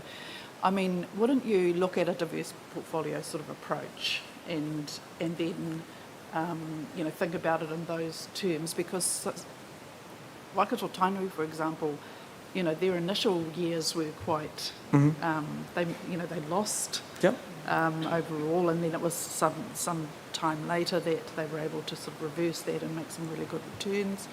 The assets that they received back were such that they had really good earning potential. There's a lot of land, and they have cities.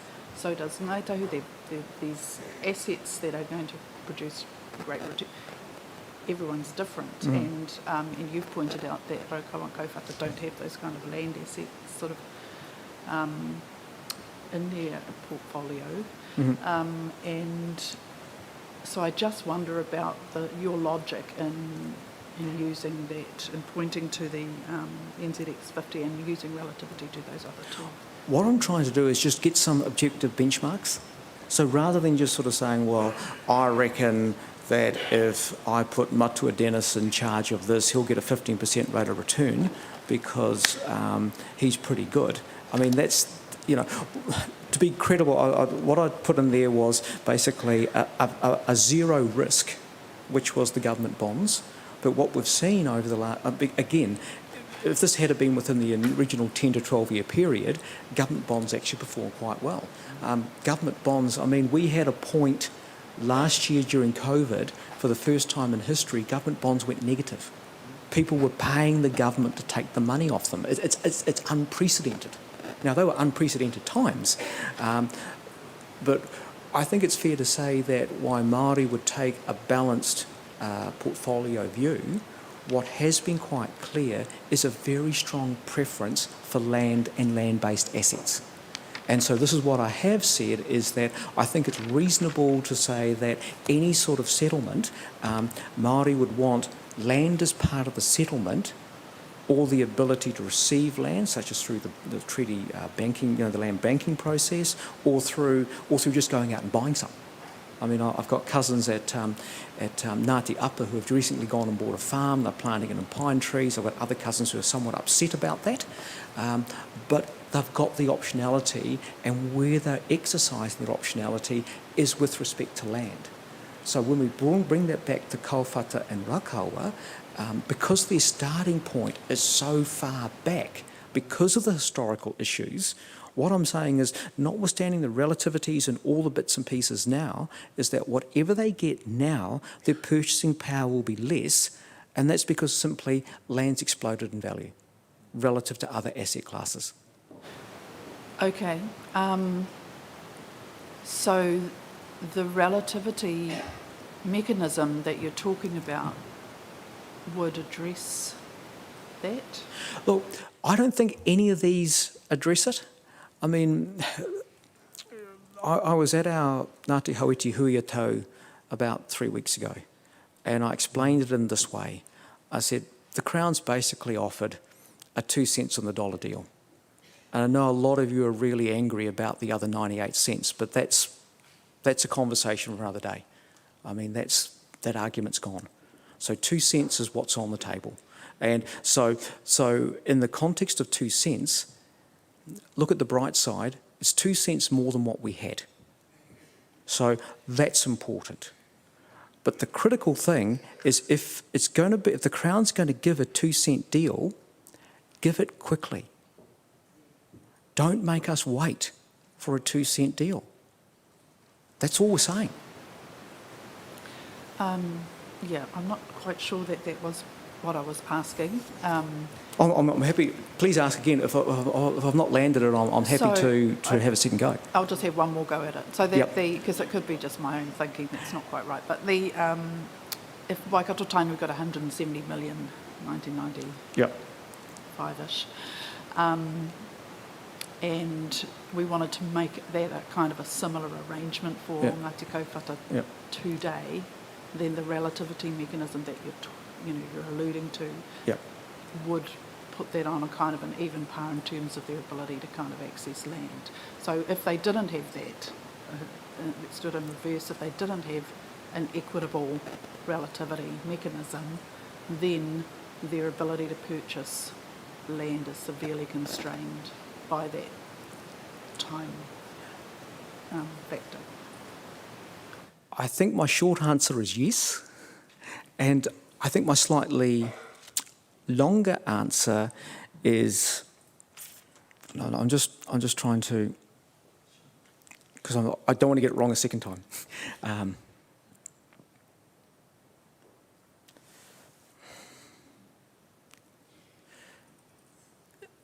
In terms, look, none of these are going to be perfect, and none of them are going to be anywhere near perfect. So in many cases, what we're looking for is not a perfect solution, and I hate double negatives, but a less imperfect solution. And why we are not looking for an equitable solution, it's going to be a less inequitable solution, because what we have here is an inequitable solution, and there's marmite about that. I hope that answered your question. I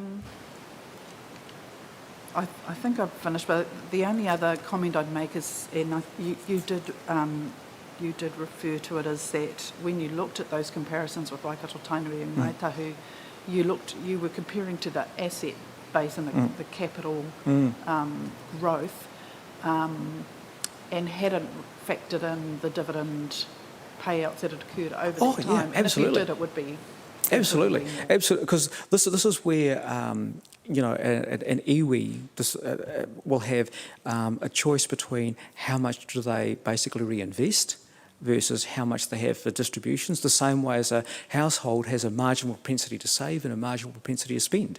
And under a tino rangatiratanga framework, I'd argue very much it is up to the iwi about those decisions that they make. I mean, the bit that I've not even attempted to monetise, because personally I think it would be, I just think it's a cultural insult, is how do you look at the opportunity of not having that māmai on your back? What does that mean? What does it mean to the next generation that can actually go to the Tainui Endowed College? You know, there's all of those sort of things in there, and they sit on, you're absolutely correct, they sit on top of those dividends.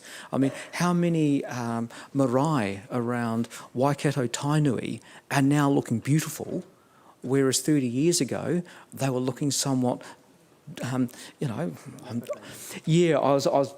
you, Matua. I was trying to be polite to our Waikato Tainui whānau, so I didn't want to use a word like that. But look, that's common across the country, and it's a good indication of not only social deprivation, but also just the plain economic deprivation. The fact that we have marae having to go on Mitre 10 DIY marae to get the floor fixed, it's sort of, I mean, it's great TV, but there's actually quite a biting social commentary that sits underneath it. I think I'll finish there, but thank you very much. And thank you for your questions. Mr. Peter Fraser, I think it's the second time I've heard you present this.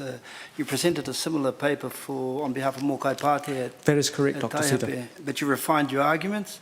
I think the big difference here is that you are emphasising the landlessness of these people. Am I right, as opposed to what you presented? That is the key issue. I mean, as you know, my tupuna Utuku Pōtaka was very deeply associated with the land court processes through the 1860s and 1870s.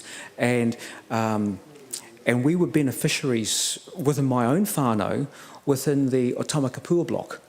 In fact, my mother she was brought up on my grandfather's farm, and that was on the Otamakapua block. So the issue I've got here is that in Ngāti Hauiti, we actually had land. Now, there are arguments, associated arguments, but we did have land.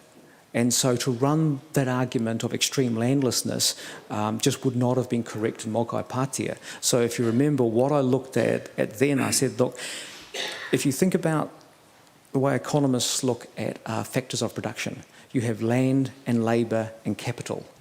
And then what sits around that is entrepreneurship.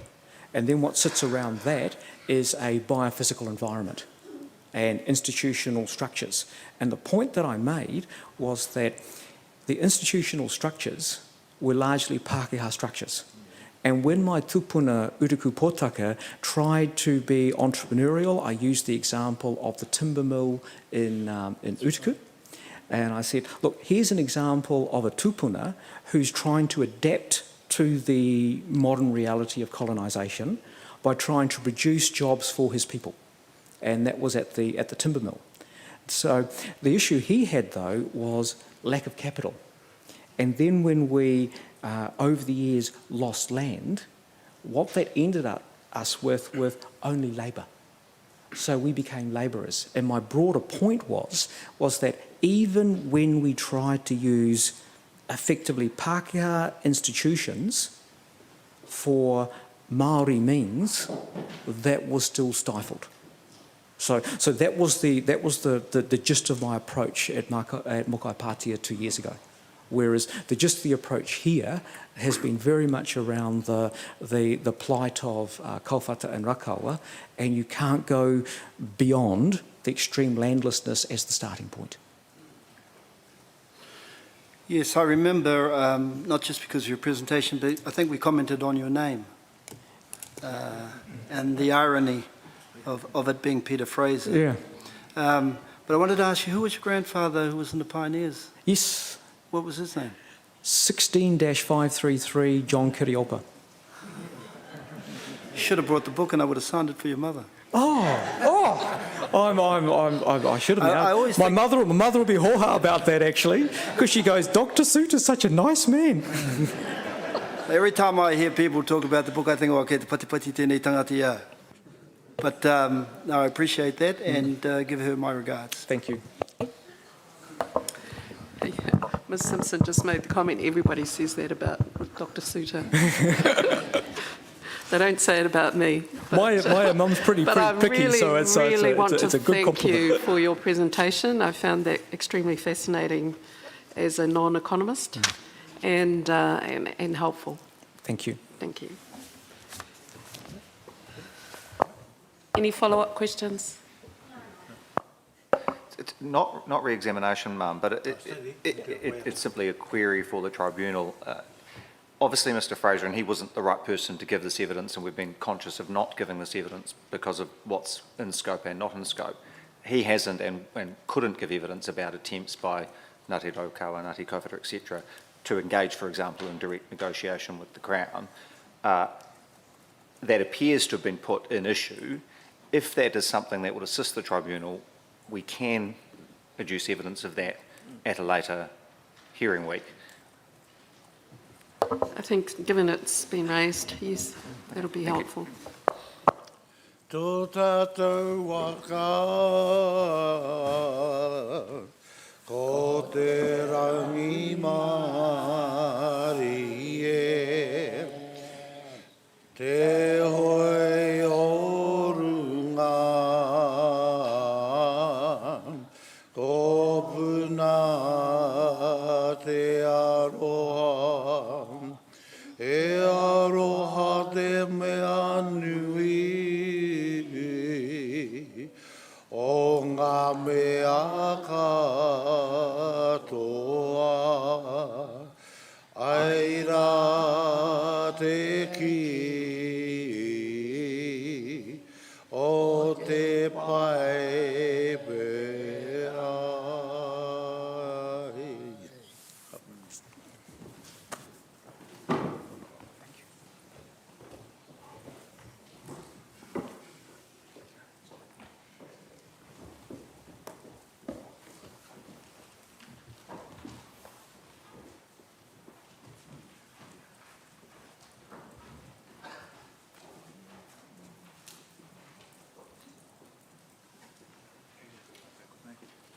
So we're moving to M7?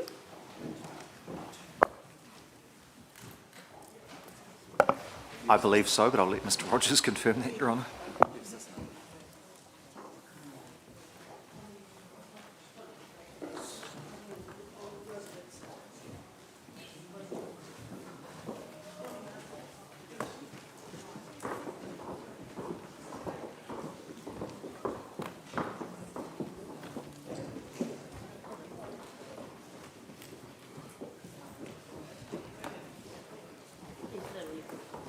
I'll be a backbencher today.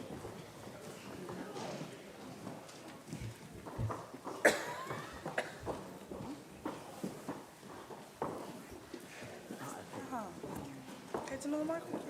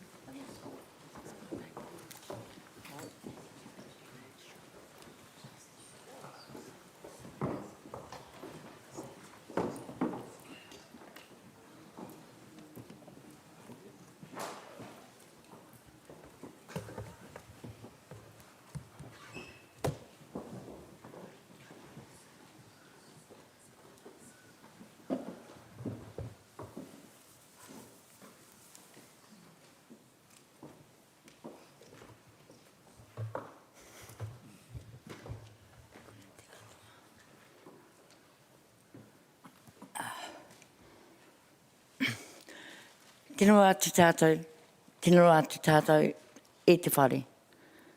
Tangurawa mai au i aku iwi, pupurawa he kako whare. Ko te tikanga e tūnei, he whare whakakoranga nā aku. Kia ora tātou. Ko Pola Parani tēnei e tuana. Kei muri e ahau ngā iwi o te ruru. My paper is the paper on urbanisation, and it's two-pronged assault on hapu, and specifically ngā hapu o te rere. I'm going to take the paper as read unless you want me to read it out. Ka pai. Okay. The heart of the urbanisation construct and discussion actually should be some photos and a PowerPoint available from our team over there, which should have an image of the kurawai we brought in yesterday. Okay.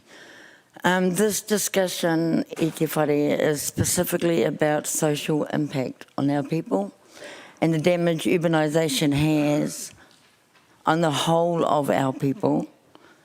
Only 2% of our people live within a 30-kilometre radius within our home, within ngā iwi o te riri. So that includes as far as Martin to Fielding and to Bulls. We're worried about the other 98%. If they're not at home, then how are we, our ahika, who have been working this all week, you've been hearing from, influencing the decision-making agency of our people, of ngā iwi o te rere.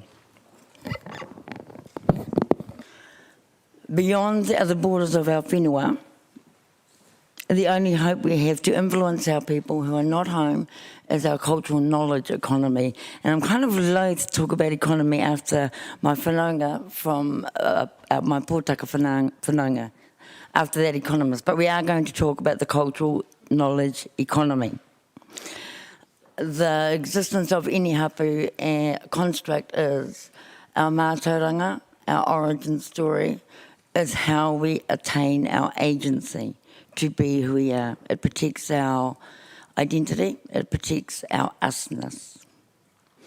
Over the past week, and even at the hearings in Tokorangi, we've discovered the impact of land loss and how it weakens our ability to feed our people in arts of rongoa and mātauranga and practice and cultural practice. Cultural practice is the key to understanding our knowledge. If we do not do our knowledge, then it's nothing but a theory. And the less who are here to participate in that knowledge, the less our knowledge and our economy becomes effective. Ka pai. Ko tēnei taku kāinga of our people, of ngā hapu o te rere, ngā iwi o te rere. If I could have the next slide, please. Keep going. Next one. Ko tērā. Okay. Just to whakamārama, I call it a kaitaki today because that's what it is. We refer to it as, it's referred to as a kurawai. And it can be worn as a kurawai, but its actually function in the knowledge economy is a kaitaka. I also described yesterday that it is 120 years old. I'll correct myself, it's 126 years old. It is made of muka, and it was created by my great-grandmother. Can you go to the previous picture? The kria on the left, ko Wikitoria Hinepoto tana ingoa.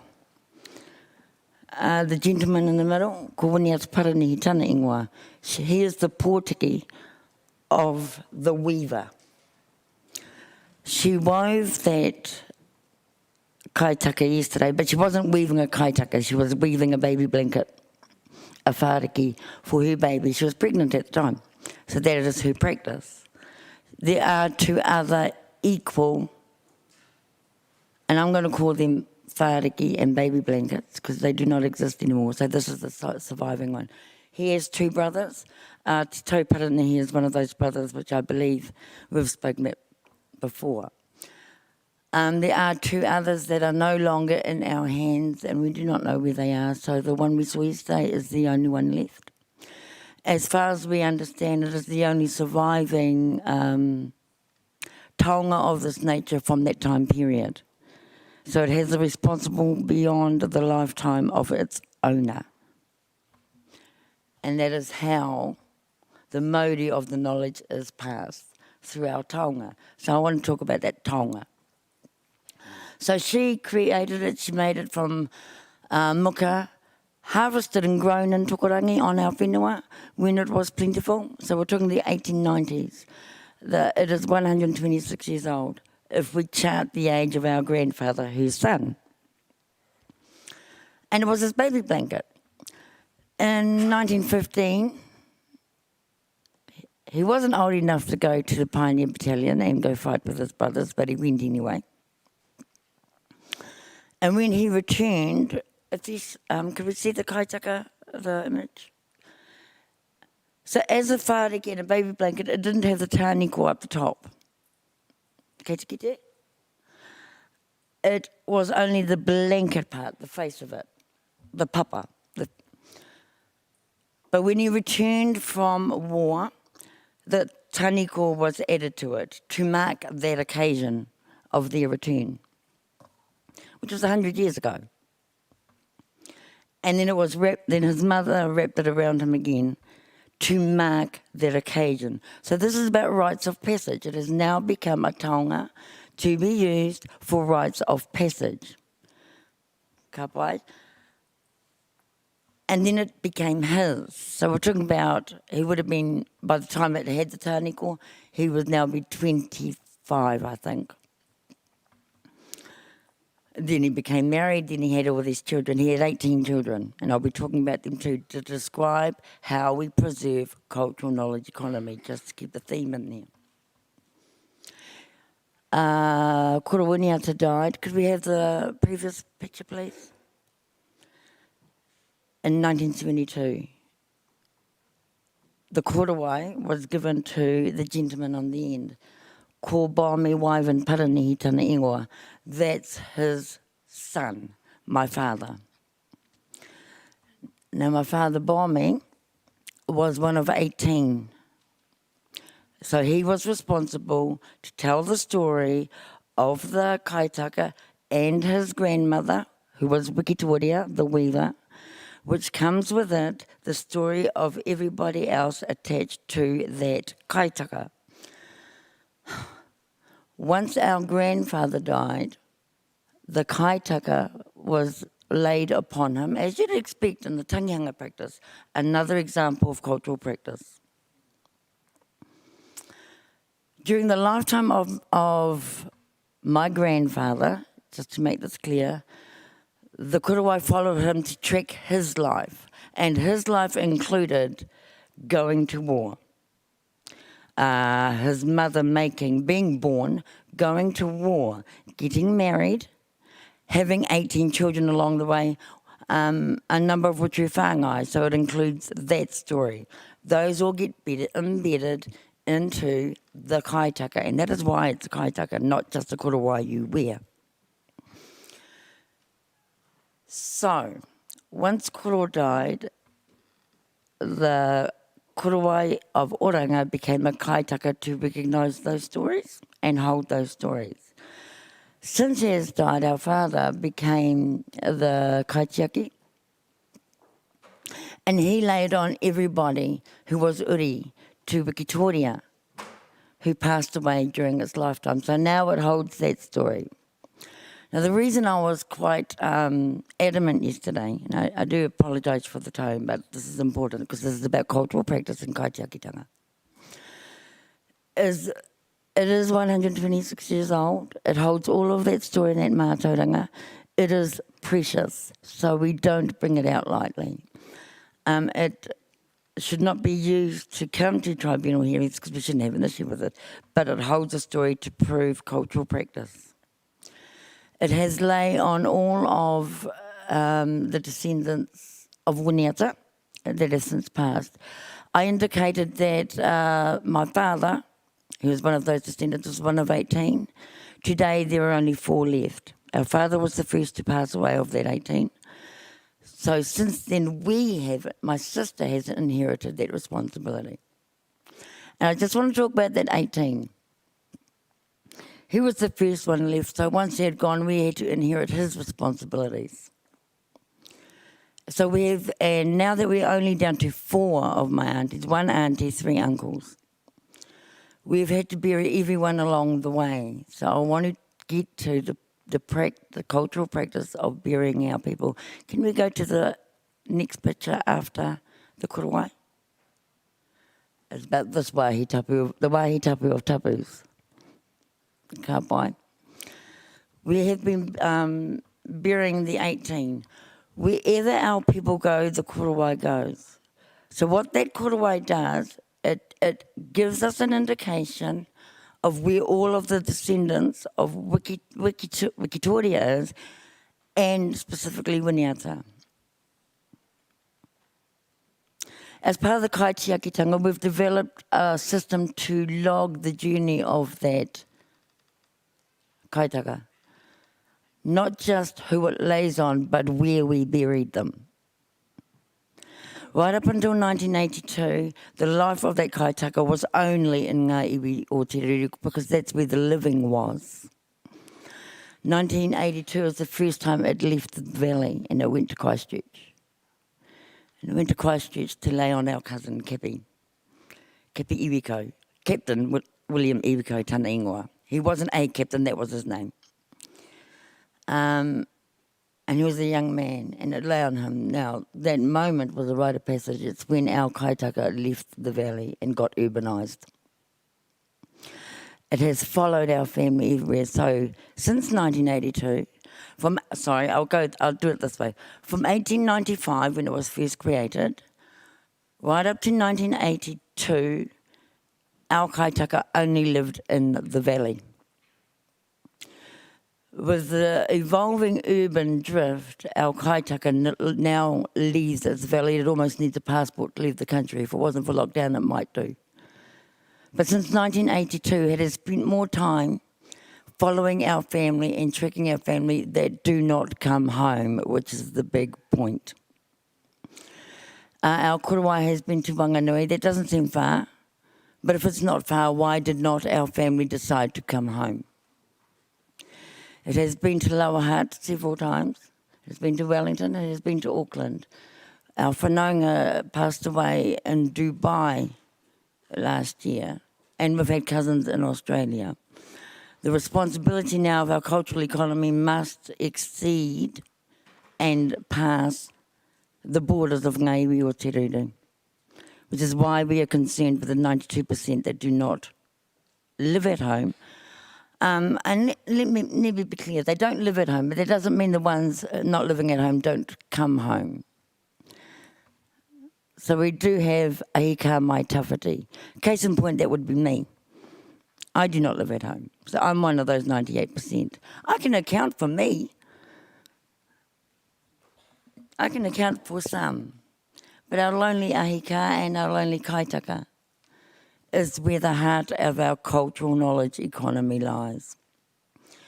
Bruce has spoken about the condition of our whenua, and Lisa has spoken about the condition of our water. That is part of the cultural economy, knowledge economy. The sad thing is we don't have too many Bruces. So Bruce is as precious to us as that kaitaka. Tūroa has spoken about the conversation about land block, resource consents on Graham, all of that. That actually is part of the cultural knowledge economy.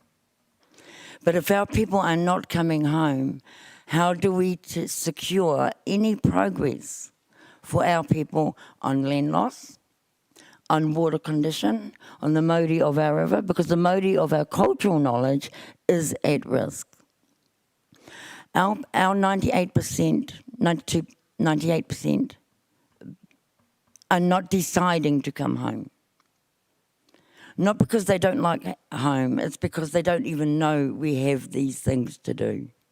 They do not choose to want to participate. The kaitaka gives us evidence that they're choosing not to come home. And our urupa, while it's filling up and land is finite, is actually where we learn our cultural knowledge. Because now I'm going to get on to that photo. In 2010, by the time of 2010, of those 18, there were 10 left in 2010, 10 aunties and uncles still alive. We found that urgent, my family, from 18 to 10. And again, my sisters and I had been there to bury every one of them in that urupa. Up to that point, we became worried. And we needed to secure what knowledge those 10 had remaining, having lost our father ourselves. So I put them on a plane and took them to Christchurch so they could spend some time with our uncle in Christchurch. There was Uncle David and Auntie Nanny. That was fun. The important reason we did that was to preserve some cultural knowledge. We took our uncles down and discovered some few things about our practices. And I specifically want to go here now, and I want to talk about grave digging. And I need to do a mihi to our men. When we talk about tangihanga, we'll talk about who was at the pōwhiri, who came to the Pulapuaki, etc. That is all part of the cultural knowledge. There's a missing conversation about grave digging and the value it does. We asked the males that were surviving of those 10 5 questions. Question number 1, have you ever dug a grave? They all said yes. They were all also over the age of 50. So we're going to do a bit of a data crunch here. I could determine that men over the age of 50 in my family have dug graves. Second question, how old were they when they picked up the shovels the first time? The average response for males in the Paranihi family on that one is between the ages of 7 and 13 is the first time they pick up a shovel to go and learn their cultural practice on that whenua. The question following that is, who gave them the shovel? It is consistent that this is who gives them the shovel.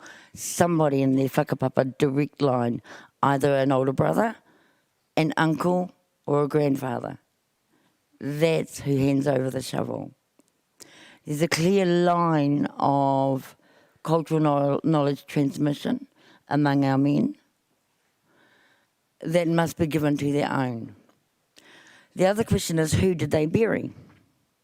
Again, the 2 pāpaku that they were putting to bed in their whenua was the direct whanaunga, not a tribal one. Ka pai? So as is the practice in this urupa, when our loved ones go to bed here, then their immediate family come in to do their cultural tikanga and perform their responsibility to the whenua and to the hapu. When we take our kaitaka to Christchurch or to Lower Hutt or to Auckland or to Hastings, actually it's been there, it's been to Taupo and Waitahanui. And if our people are burying our loved ones in public cemetery, they don't get to pick up the shovel. They don't get to learn about the whenua their loved one is about to lie in.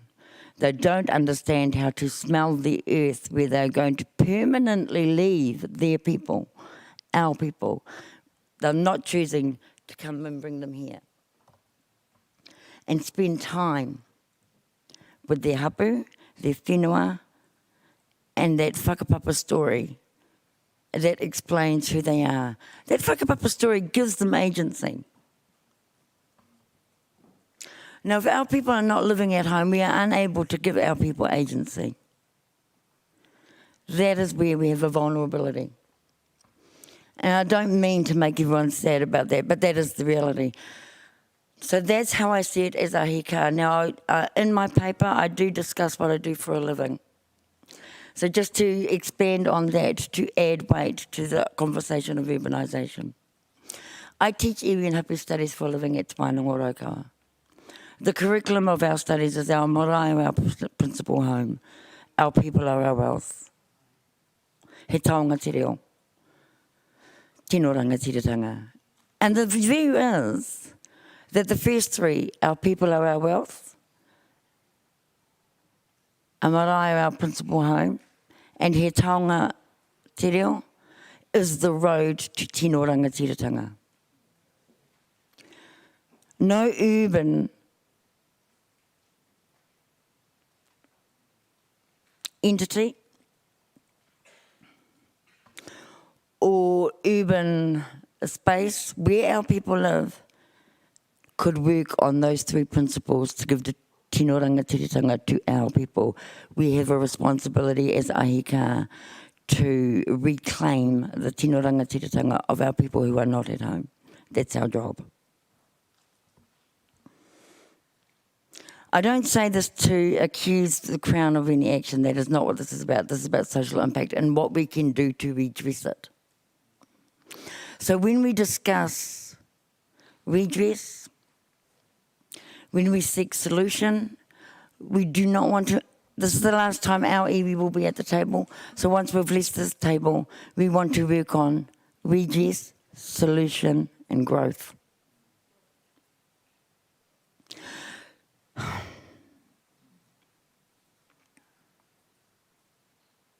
We are used to apologies coming our way, and we do expect that we will get there.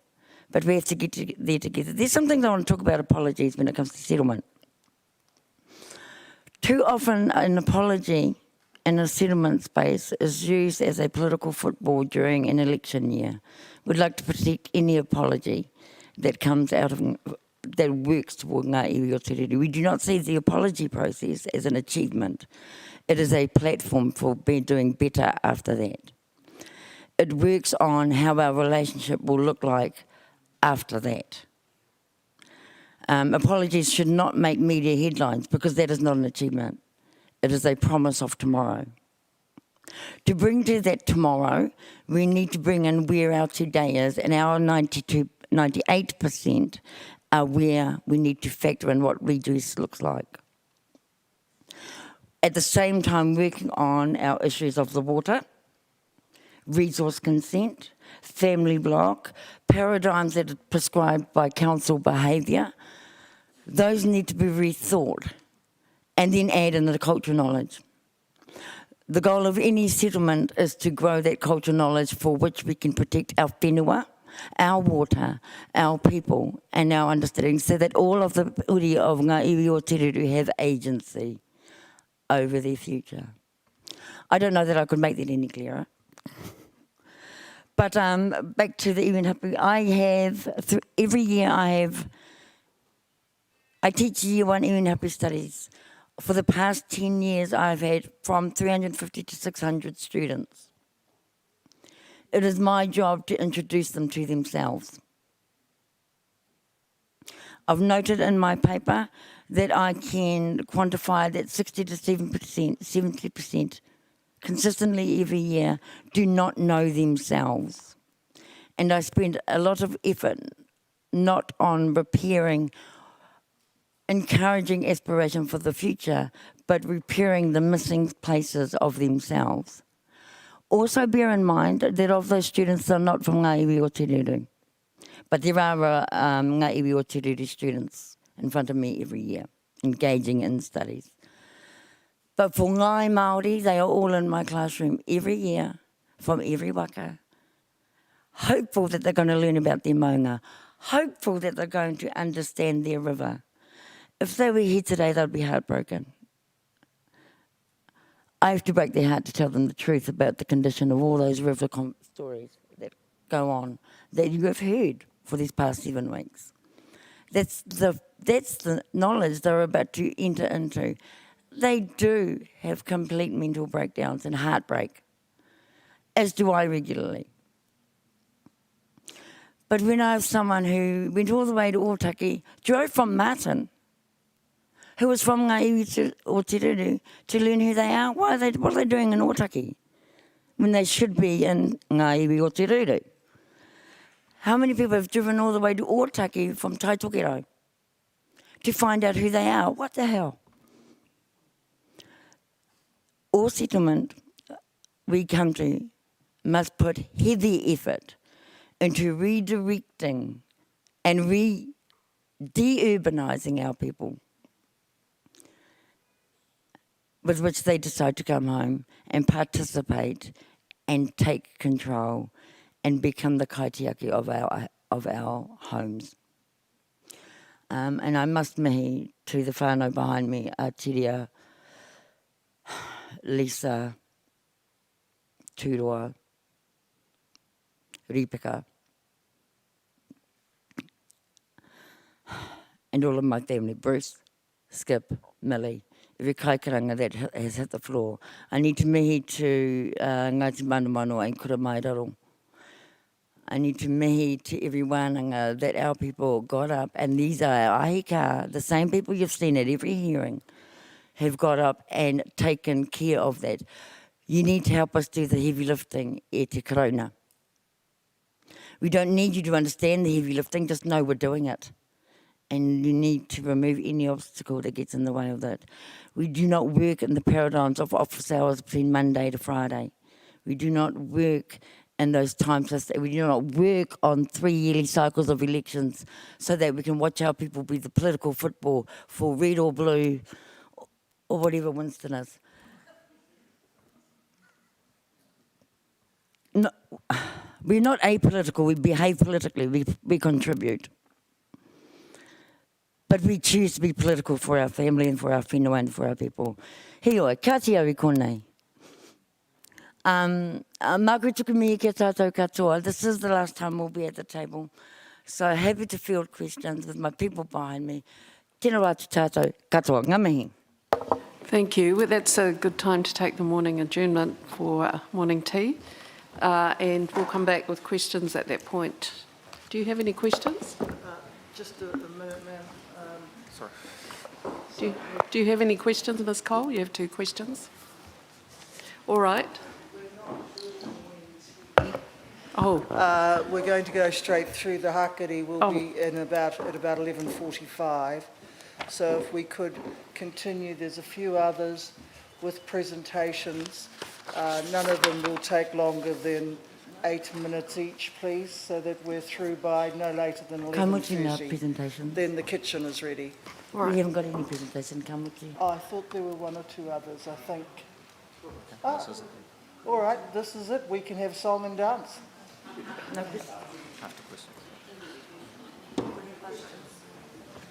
all right, Ms. Cole. Okay, thank you. Oh.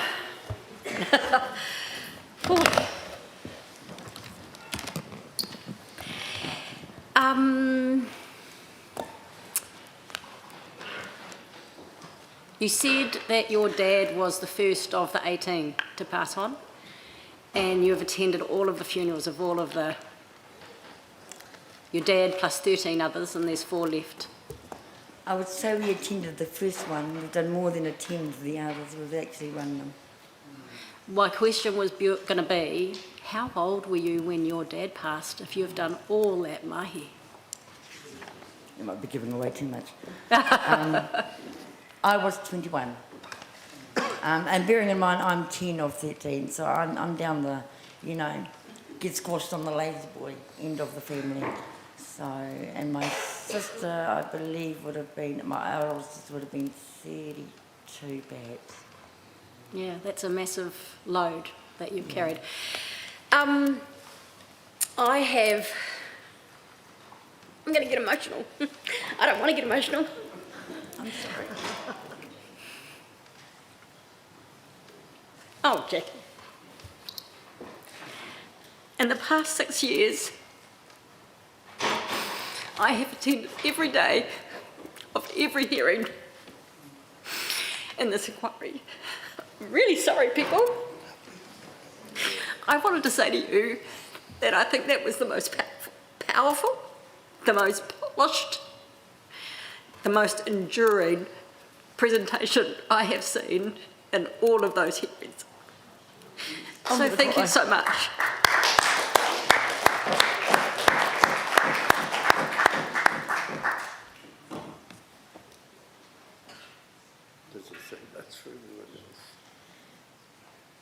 We could ask our questions and come back to you if you like. All right, Dr. Grant. Tēnā koe. Thank you for your presentation. I agree with Ms. Cole. It was very important. Urbanisation is a massive topic, and I think one of the crucial aspects is the degree to which people are able to come home. Mm-hmm.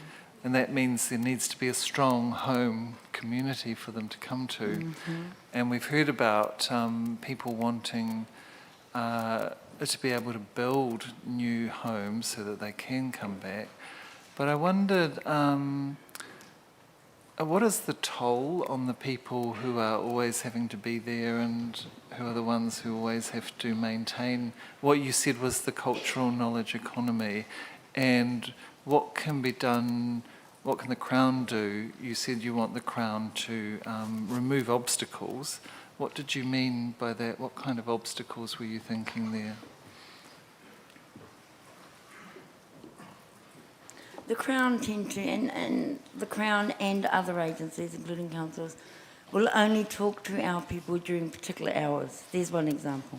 Mm-hmm. Right. Be willing to turn up on a Saturday, because the hours of ahika are not those hours. We are 24/7. We're at top of the phone tree at 24/7. Well, they are. I'm generally calling them. There could be one change cultural practice. Not our cultural practice. Let's accept our cultural practice has been impacted. We just would see the cultural practice of our Crown.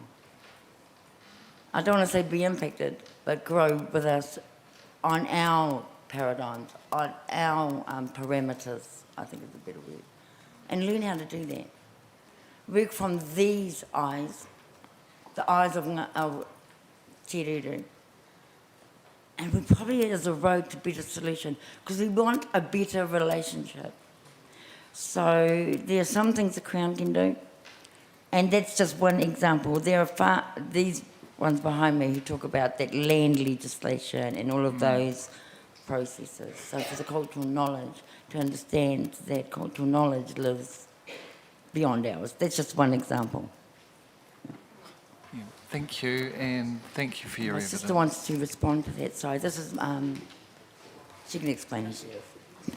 Tēnā tātou te whānau. Ko huatahi nuku tōku ingoa. I'm her big sister. I'd like to answer that question in the here and the now. So if we have a look around us, we've got quite a high percentage of employed whānau. But we're all on annual leave, or we're all going to go back at tonight or work in the weekends to catch up. So the toll it takes is these 80-hour weeks, 7 days a week. You know, we'd be all at the marae. I can see our names over there. They'll just be going down to the marae. Well, let's average it out to at least 5 times a week for quite a few hours. That adds up to a lot of hours. But that's our life, and that we wouldn't have it any other way. And we're proud and we're privileged and we're humbled to do that for our whānau. But we also have lost our reo, lost other practices. We now have to, in our other 80 hours of our week, learn about that. You know, one thing I said to my boss, and I've got quite a very good boss actually, and organisation. I've been there a long time, and we came out of COVID, and we did the COVID response, the Māori response, and to everybody here and those aren't here, it was absolutely fantastic, and you know, got in there, boots and all. So I went back there and my realisation was, and we'd talked to our sisters and brothers and sisters and cousins and say, what the heck happened here? We did what we always do. We looked after each other.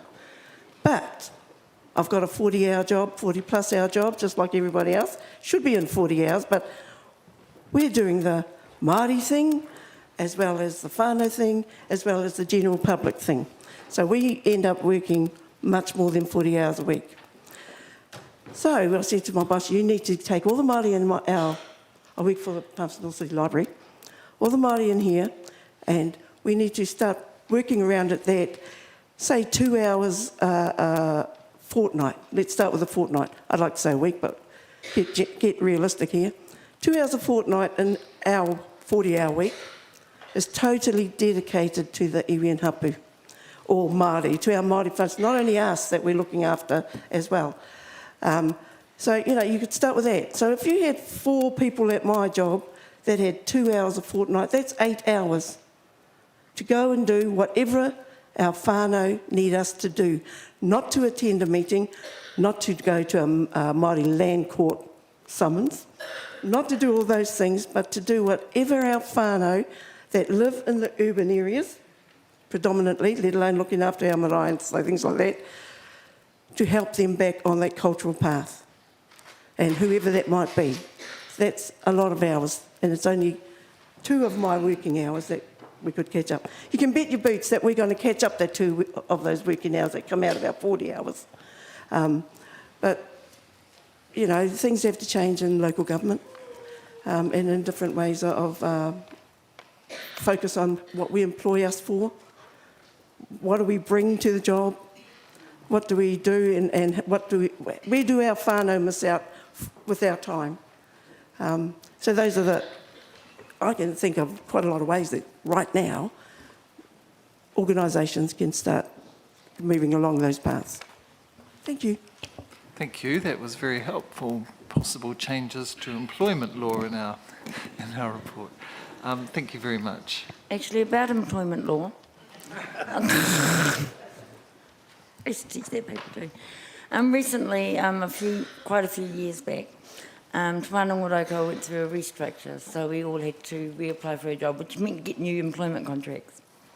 I upset my boss when I did this, but I'm quite proud of it actually, just to give you an example of if we rethink how we approach things. But Te Whanonga Raukawa are very generous. My employer is very generous when it comes to tangihanga leave.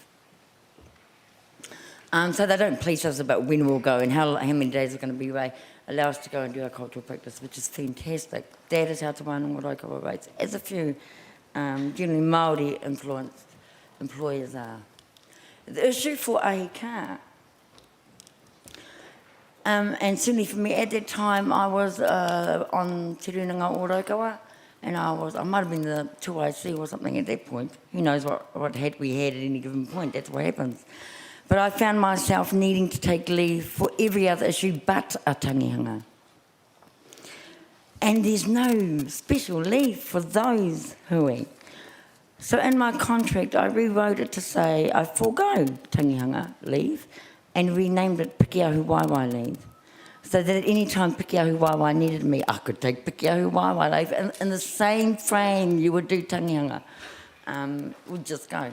Otherwise, for all the work I had to leave, suddenly unplanned leave was taken out of either annual or I might have had to use other creative means to secure. My ability to go was the priority. That's just a creative way to approach leave. A little hint to other employers. Here we go. Dr. Suter? Oh, no, I don't have any questions. Only to say you didn't need a paper to tell me what you're talking about. Every iwi is facing this, especially the rural ones. So I understand what you're saying completely. Where the solution is in the future is the challenge. Particularly, I can see in our area exactly what you're saying. Our young people no longer come back. They do not understand what the responsibility is on the ahika. A classic example was recently we had a tangi, they came from the South Island, and nobody really knew the the tūpapaku, elderly. So we knew that it probably was only a 2-day tangi up at, and it was started on a Friday, but they wanted to stay till the Monday, which meant that on the Monday, all the people who run the marae had to take a day off work and stay to do that. But for them, it was a coming home. They've never been there. It was almost like a chance to, I suppose, catch up. So, you know, we're seeing that all the time now where people just do not understand the burden they place on the aika. And I can hear it here too. I think the point I really wanted to drive home was it's real, so we have to do something about it, but finding the solution is difficult. And I think part of finding the solution, the difficulty and the challenge is we don't have data. How can you count something that's not in front of you? So I wanted to offer the taonga as an example of how we account for and quantify who is missing from our reach. What the possibility is out there, if we know, if we can understand where our people are. Because if you look at statistics, New Zealand statistics, census data, there's no registry in there that accounts for how many of ngā iwi tiruru live in Lower Hutt or Wellington, because you don't fill those forms in to say who your hapu are. So we do not have direct access to very workable data. When you have data, you can actually know where to invest effort. So that's an important point. If you are filling out a census form, what iwi are most people from Te Reo filling in as their iwi? Well, it's Ngāti Raukawa, Ngāti Tūwharetoa, Ngāti Maniopoto. And so the iwi will get the broader benefit of that data. And we do, this is not to begrudge our iwi structures because that's what we have, so we work with them, which is why it's so important for us to keep those relations alive. Because that data is where it is. I'm a trustee on the PSGE for Ngāti Tūwharetoa for Ngāti Waiwai. So that's Te Kōteitanga o Ngāti Tūwharetoa. Couple that with that out, people don't actually register because we don't understand to do that. But the Ngāti Waiwai numbers and that particular trust, I hate to say this, and I'm going to do a call out to Ngāti Waiwai right now, it's only 40. There's 96 in my family. What the hell? That might be a mixture of our family aren't registering Māori, are not standing up and saying, I am this. They're filling out the Māori box, and they think that's enough. So that's not their fault. But we can better define the practice of collecting data and actually have hapu hands to know what data matters to us, that we can be effective, that we can reach out to our people. I should also point out with our Ngāti Tūwharetoa entities, so there's the Trust Board, Rotoaira, Lake Forest Trust, etc. The many iwi entities out there, Te Kōteitanga o Ngāti Tūwharetoa, it's actually the only one that takes registration according to hapu. The other ones are according to land block, or how many your shares, or you whakapapa to an original owner. That original owner recognised in the Māori Land Court document. Now, it's not as if original ownership of whenua for Māoritanga started in the Māori Land Court. So there are many of our family who can't find their specific tupuna because that's the only name they got, and they don't understand that tupuna's relationship to the person on the paper who's registered with the Māori Land Court. That's sort of the work we do in our UNHAPU studies to get them to understand that. The line of research might stop at the Māori Land Court because they can't find their name. But they don't know how their name that can connect to the name that is there. So that's the reparative work that's going on right now, which Te Wānanga Raukawa help us to do. But AHK need to be able to participate in that as well. So rebuilding our cultural construct, our knowledge construct. And what you're trying to describe, I think, it would be great if you could take us and walk a month in your shoes in Te Reo through a few hui and tangi, and then we'd really understand. Well, I understand, but it's difficult for somebody who's never actually had to do it, what you're talking about. Actually, on that point, I've actually done that with my students. That's not my job description either. I just realised I've got to do some triage work here. I've actually walked home with some students, not my own iwi, and actually taken them to their own marae to introduce them to their own kaumātua, who sadly I knew them better than my student did. Yet it's my student who had the whakapapa, not me. That's not my knowledge, that was theirs. So when I teach my students, I'm not teaching them their knowledge, I'm teaching them how to find their knowledge. And sometimes, I've been to a few marae meetings where the student was too scared to attend. Not because the marae committee are scary, though I've seen a few. It's because they just don't know that that's something they can do. Okay, that's enough. I have no questions, just I want to thank you again for your evidence. That's going to, all of it, be so important when we start writing up our report.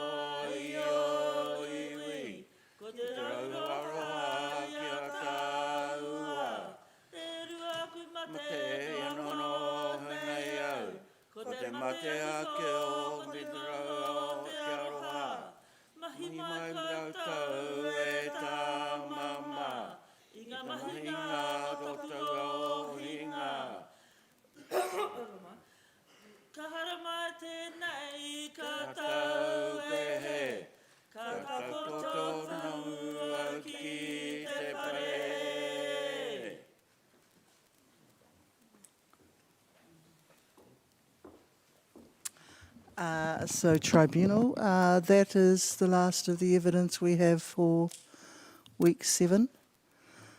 There was one final session dealing with M5, M6, M7, M8, M9. No, we... Oh, that session was never going to take place. Sorry, I didn't realise that.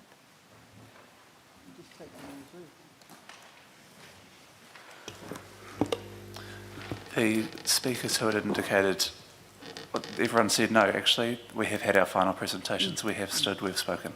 Okay, so we'll take them as read. Yes. Right. So that means we have finished exactly on 11:30. Thank you. The kitchen tell me that the hakari is due to go fairly soon. And we would like to sing a waiata here. Dennis is going to do the waiata. Shall we have, would you mind if we said our thank yous formally? Yes, ma'am. And I think there are some other matters. How about we let the tribunal finish its process, then you close everything for us. Does that sound good? And just before I sit down, ma'am, one of the reasons we're doing the waiata is to say to Ms. Cole that we have appreciated your time here with us. And I wanted to say to you personally that Miss Paula makes me cry too.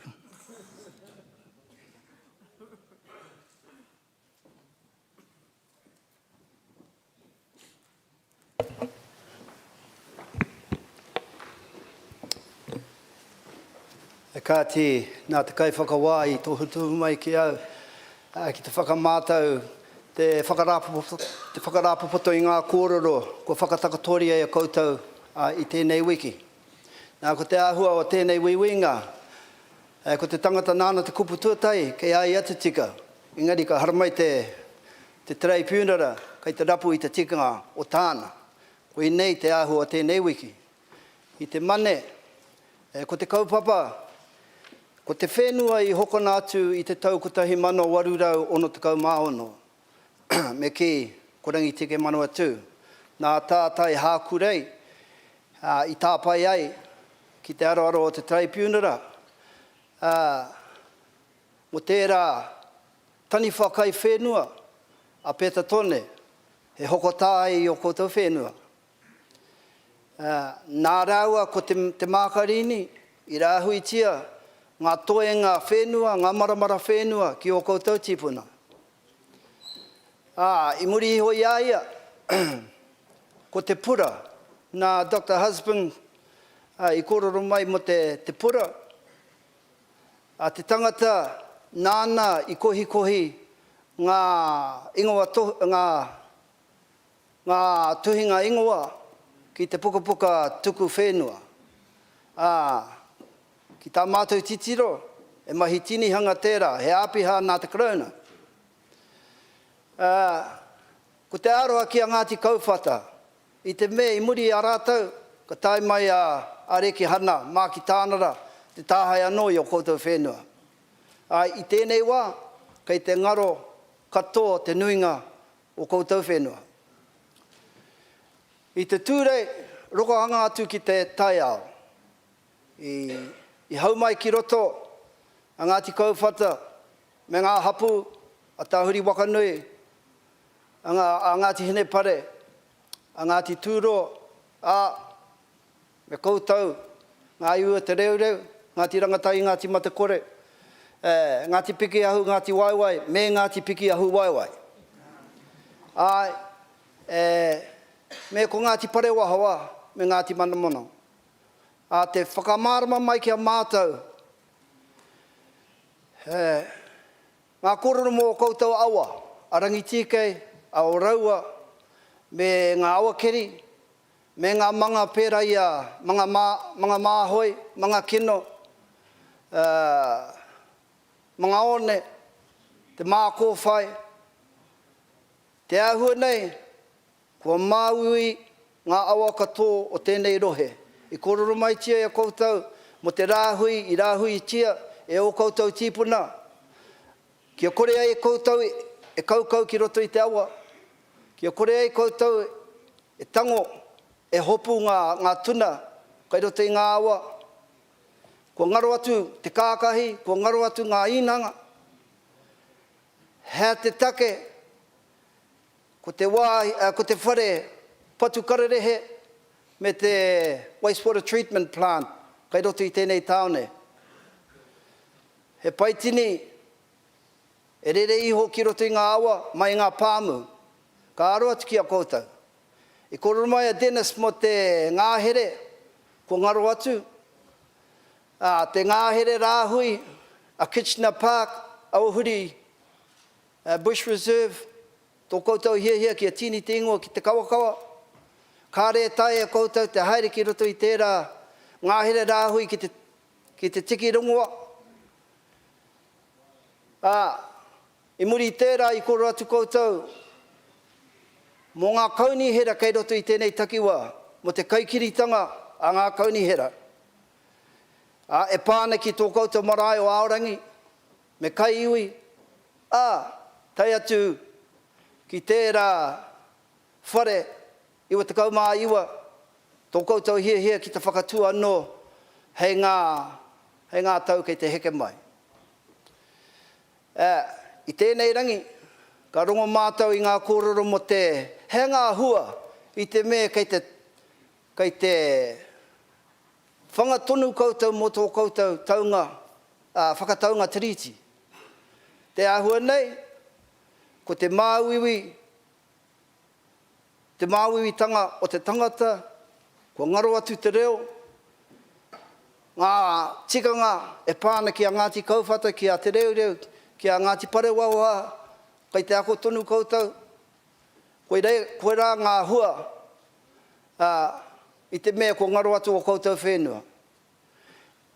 I timata mātou, tēnei wiwinga, I te koro o Hato Paora, I te rātau, nā Ngāti Kauwhata, I whakapuare tau a hui, Ko Brian, poe te mea tuatai rungi te paipai i te kura.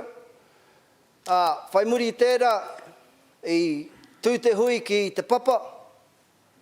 Poe rata wā o te COVID-19, te lockdown i tāmakima kaurau. Kāre ngā roia e taia te rere mai ki konei. Mai te papa i hoki mai mātou ki te marae o pare wahoa. I reira i rongo mātou ngā kōrero mō nepea taratoa.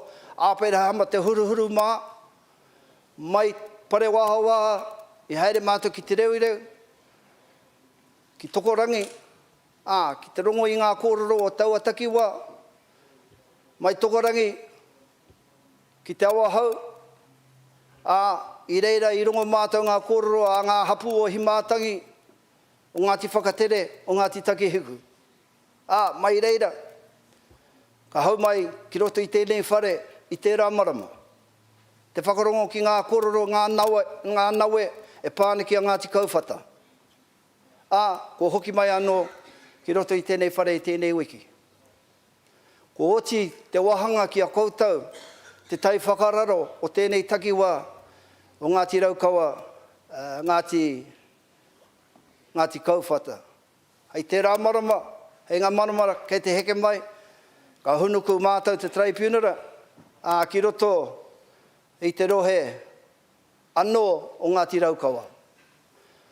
Nā reira, kei te mihi atu ki a koutou katoa, he uaua tēnei mahi. Tai atu ki te krauna. Ai te mihi atu ki a rātou, mei kore rātou i konei, ka riri koutou ki awai. E hara mātou te krauna. Nā reira, kei te mihi atu ki a koe, taitanga māhaki. I noho koe hei kai tohu mō ngā roia rā. Korua ko tūtepuaki, tēnā koutou. Tai atu ki a koutou ngā roia, e hāpai nei te kaupapa o ngā kai kreme, kai te mihi atu ki a koutou. Bridget, korua ko Kerry, nā korua i tohu mai ki a mātou ia rangi hanga tikanga o tēnei whare. Me kore korua, ka ringi mai ngā pūkoro waia ia rima meneti. Tai atu ki te kaiwhaka Māori, kia pai heke, kai te mihi atu ki a koe e hoa. Gareth, tēnā rau atu koe. Me ngā kaimahi i āwhina mai i te rōpu whakamani i te tiriti. Nā, ko tai te wā ki a huri te kei o te waka ki te wā kāinga, ko te whakaro a te tribunera, a te kaiwhakawā, kia taunga manaakitanga a te runga rawa ki rungi a tātou katoa. Kei te mihi atu ki a rātou, i tuku ngā whakamuimiti ki tō tātou kaihanga, ia ata pō. Brian, koutou ko Dominic, ko Dennis, Rodney, koutou katoa. Nā te mea, koera te mea nui, te whakamuimiti, ia rā, kia pai tō tātou ahuarai kei mui a tātou. Nā i rungi tērā whakaro, nei rā te mihi a te tribunera ki a koutou katoa, tēnā koutou, tēnā tātou katoa.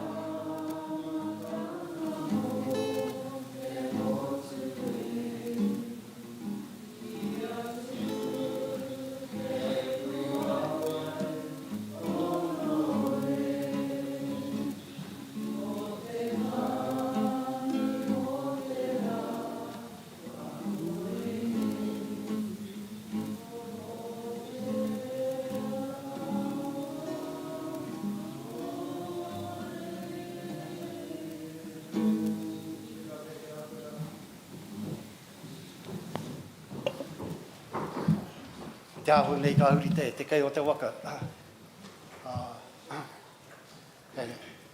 E ko tahi nā tū hoi, ka kata te pō. Hari puana te ngā kau, ko i te rere, ngā kupu, ki ngā pātua te whare. Ni ana ki a koe tū hoi, pōtiki. Tahu huia no te waimana no matahi. Koe ino te ahua nei, whakaro ake nei pēhea hoki ngā kupu o tua uri uri whai oio. Pērā ia koti mori hana. Ne ngā kupu huno o te pane kiretanga. Koe no, mānawa mai ai te putanga o Matariki. Mānawa mai ai te putanga o te ariki. Ka te tiro iho ngā rau kawakawa. E whāriki hia ake nei.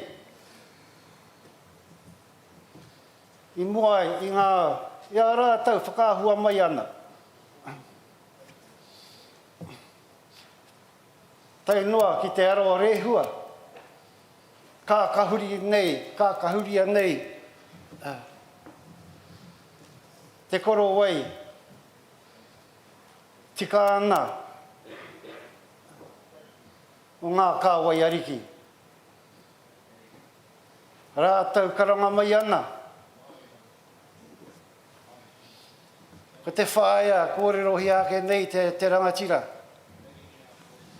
Rātau hinga mai ngā, e tangi. Tō wairua kai te rere atu ki ngā rangi. Ki te pai o Matariki, huingo te kura, wenera o te mano. Wai hoa ke kimuri nei, ngā tikanga. Hei o haki, hei o ranga. Ngā waihotanga, o waiho mai, kia hoe te waka.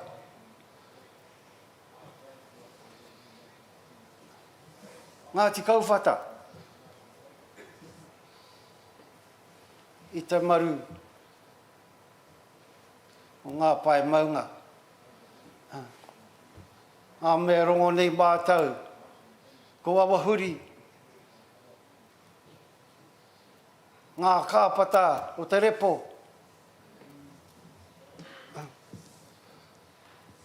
Te paihana kōrero hia te rangatira. Wera tu āhua.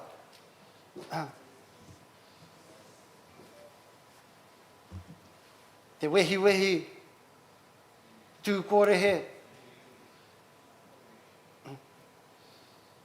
Arara, ngāti pare waha, te reo. Kai mahu e atu e tahi. Wene te tau reka. Taku tau reka. Hei no, I rongo nei mātau. Te whakatau ki o Waikatawawa.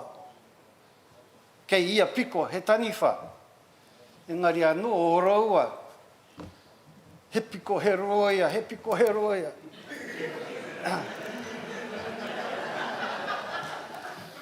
Ia aku nei hoa te rātaha. E mihi ana. He hoa anō te hoa riri.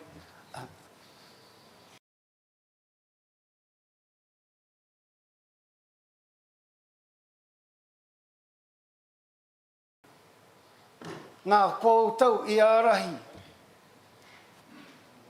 Ngā koeka. Ngā kuikuia. Ki te whakaputa kōrero. Ki te whakaputa whakaaro.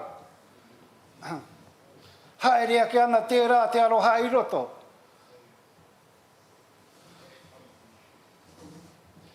Ti hai tia nei te whatu manawa. He utu kai te haere.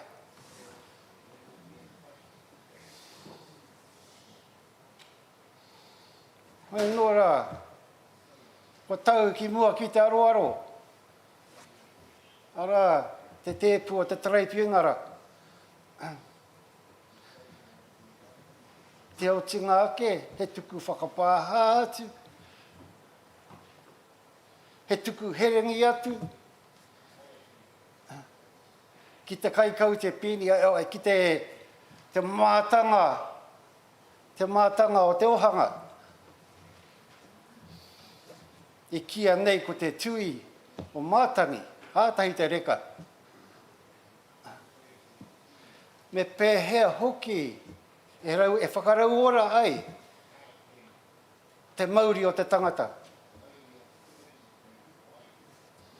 O te awa, o te kereru, o te kahika.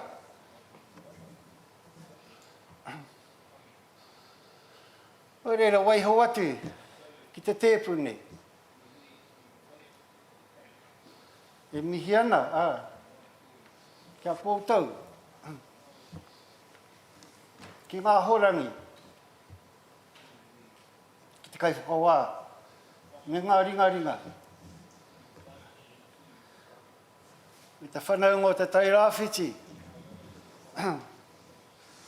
Ia wanga ana i rungo i nā ta tauranga. Kai ta mate wawe, te Māori.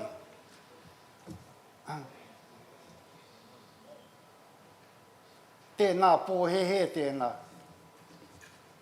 E hari ta mea ka hono te tauranga ki te Māori. E kao. Ka hono te tauranga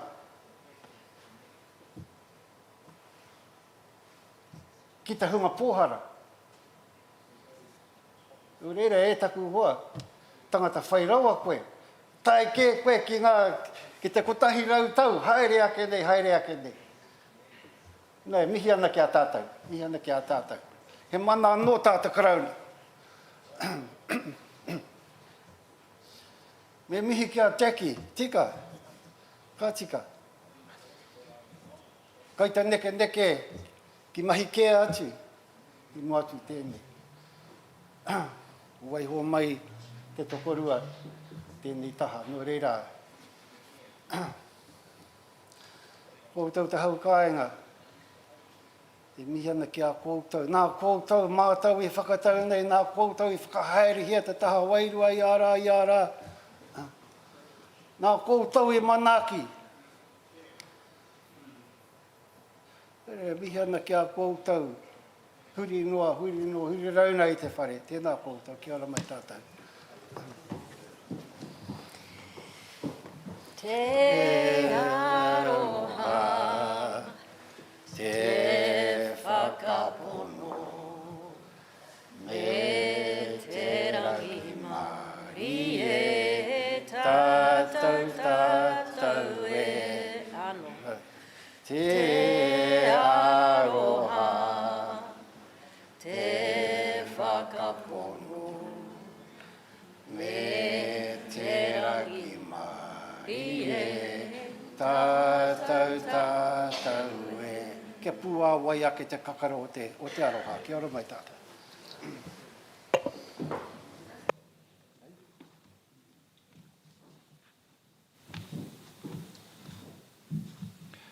Hae te iwi. E hui mai nei nā tēnei te mihi atu kia koutou. Nō reira e oku tuakana. E aku teina, tēnei ka mihi atu kia koutou, e kewana. E Jeff. Ko tukana mai e te wahanga kia mihi atu poroporo aki. Nō reira kia tautoko hoki, a ngā mihi atu kia koe e tūhoi pōtiki. Maunga pohatu, mo te roanga atu o te wiki nei nā noho whakapāke ai koe i ngā kōrero, ngā kupu kōrero kua waha mai. Kua rangatira mātou, nō reira tēnā koe. Kia koutou hoki e te karauna. A ka tika kua mahia, ngō koutou mahi. Koe nā hoki te kōrero o te puia herangi. A kia mātou ke, mahi ata mahi, hei painga mo te iwi. Nō re koe nā rā, ngō koutou mahi, mo te wiki nei nā. Mo ngā wiki e hada mai ana, e Mr. Stevens, ko koutou ke, hei roto hoki te whakatau o te taraipuna rā, me kōrero tāua. Ka whakatika ai, ngā aue kua rongo hia.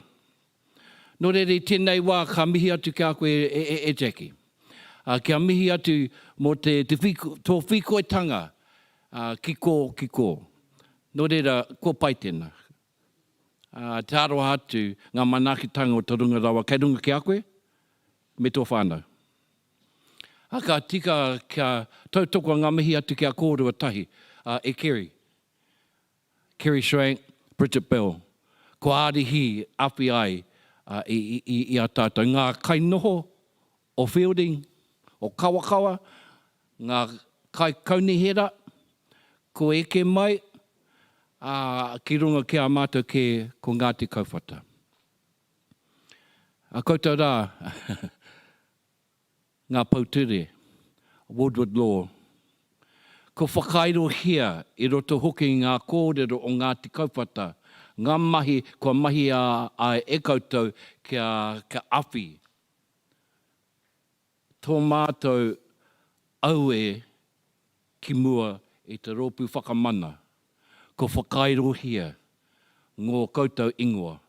Nō reira tēnei ka mihi atu kia koutou. Me koutou ke ngā pauture. Kua noho mo te roanga atu o te wiki nei nā kia rongo ke o ngō mātou kōrero o Ngāti Pare Wahawaha o te rereu o Ngāti Kauwhata. Anō reira ka mihi atu kia koutou rā. E te tōkana e Rodney. Tēnei te mihi atu ki tō whānau. Ki muri reira ngā ringa whero ko whāngai mai i te tēpū a me ki a kia mātou ke nō reira ka mihi ki tō whānau e Rodney e te tōkana. Ka tika kia mihi tonu atu ki ngā rōpū te hono ki Raukawa, Tūmatatini, ngā kaitiaki o Ngāti Kauwhata, mō ngō rātou tautoko ki ngā kaupapa. Nō reira, e te kaiwhakawā. Ka tika te kōrero o te rata Monty Suta.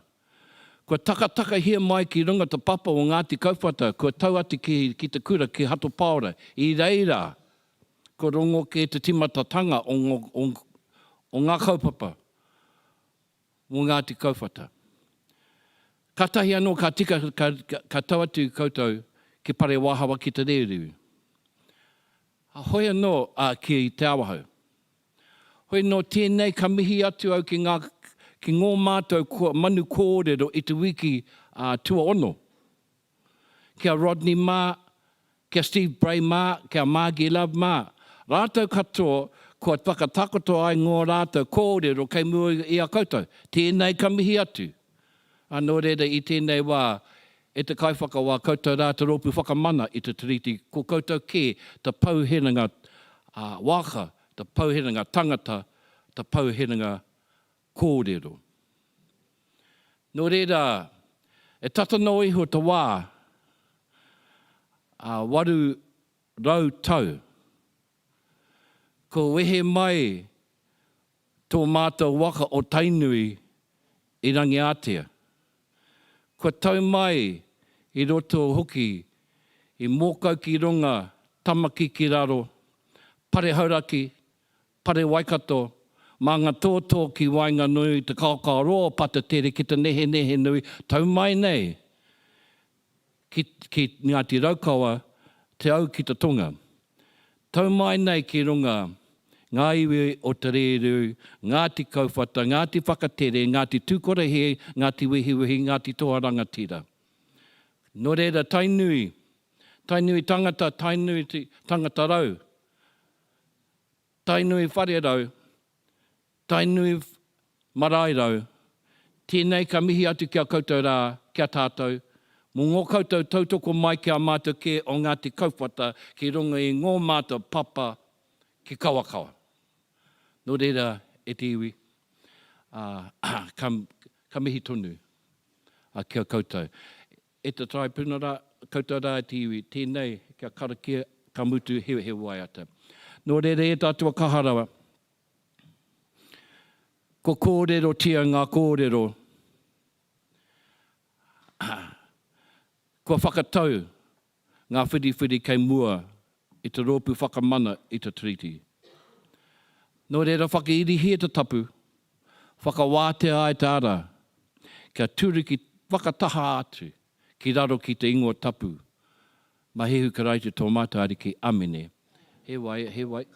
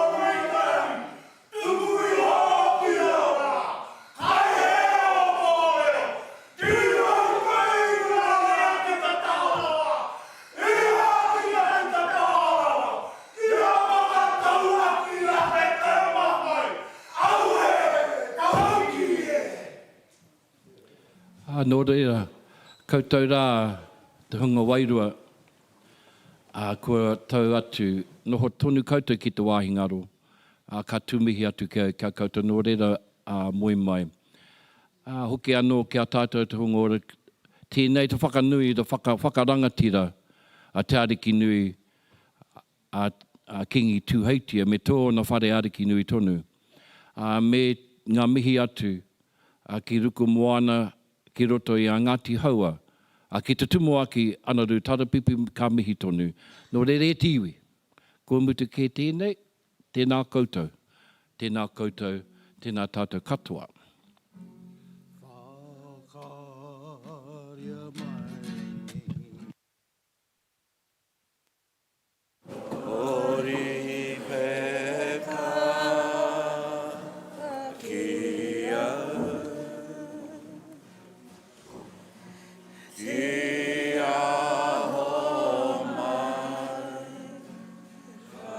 Roto i te mo.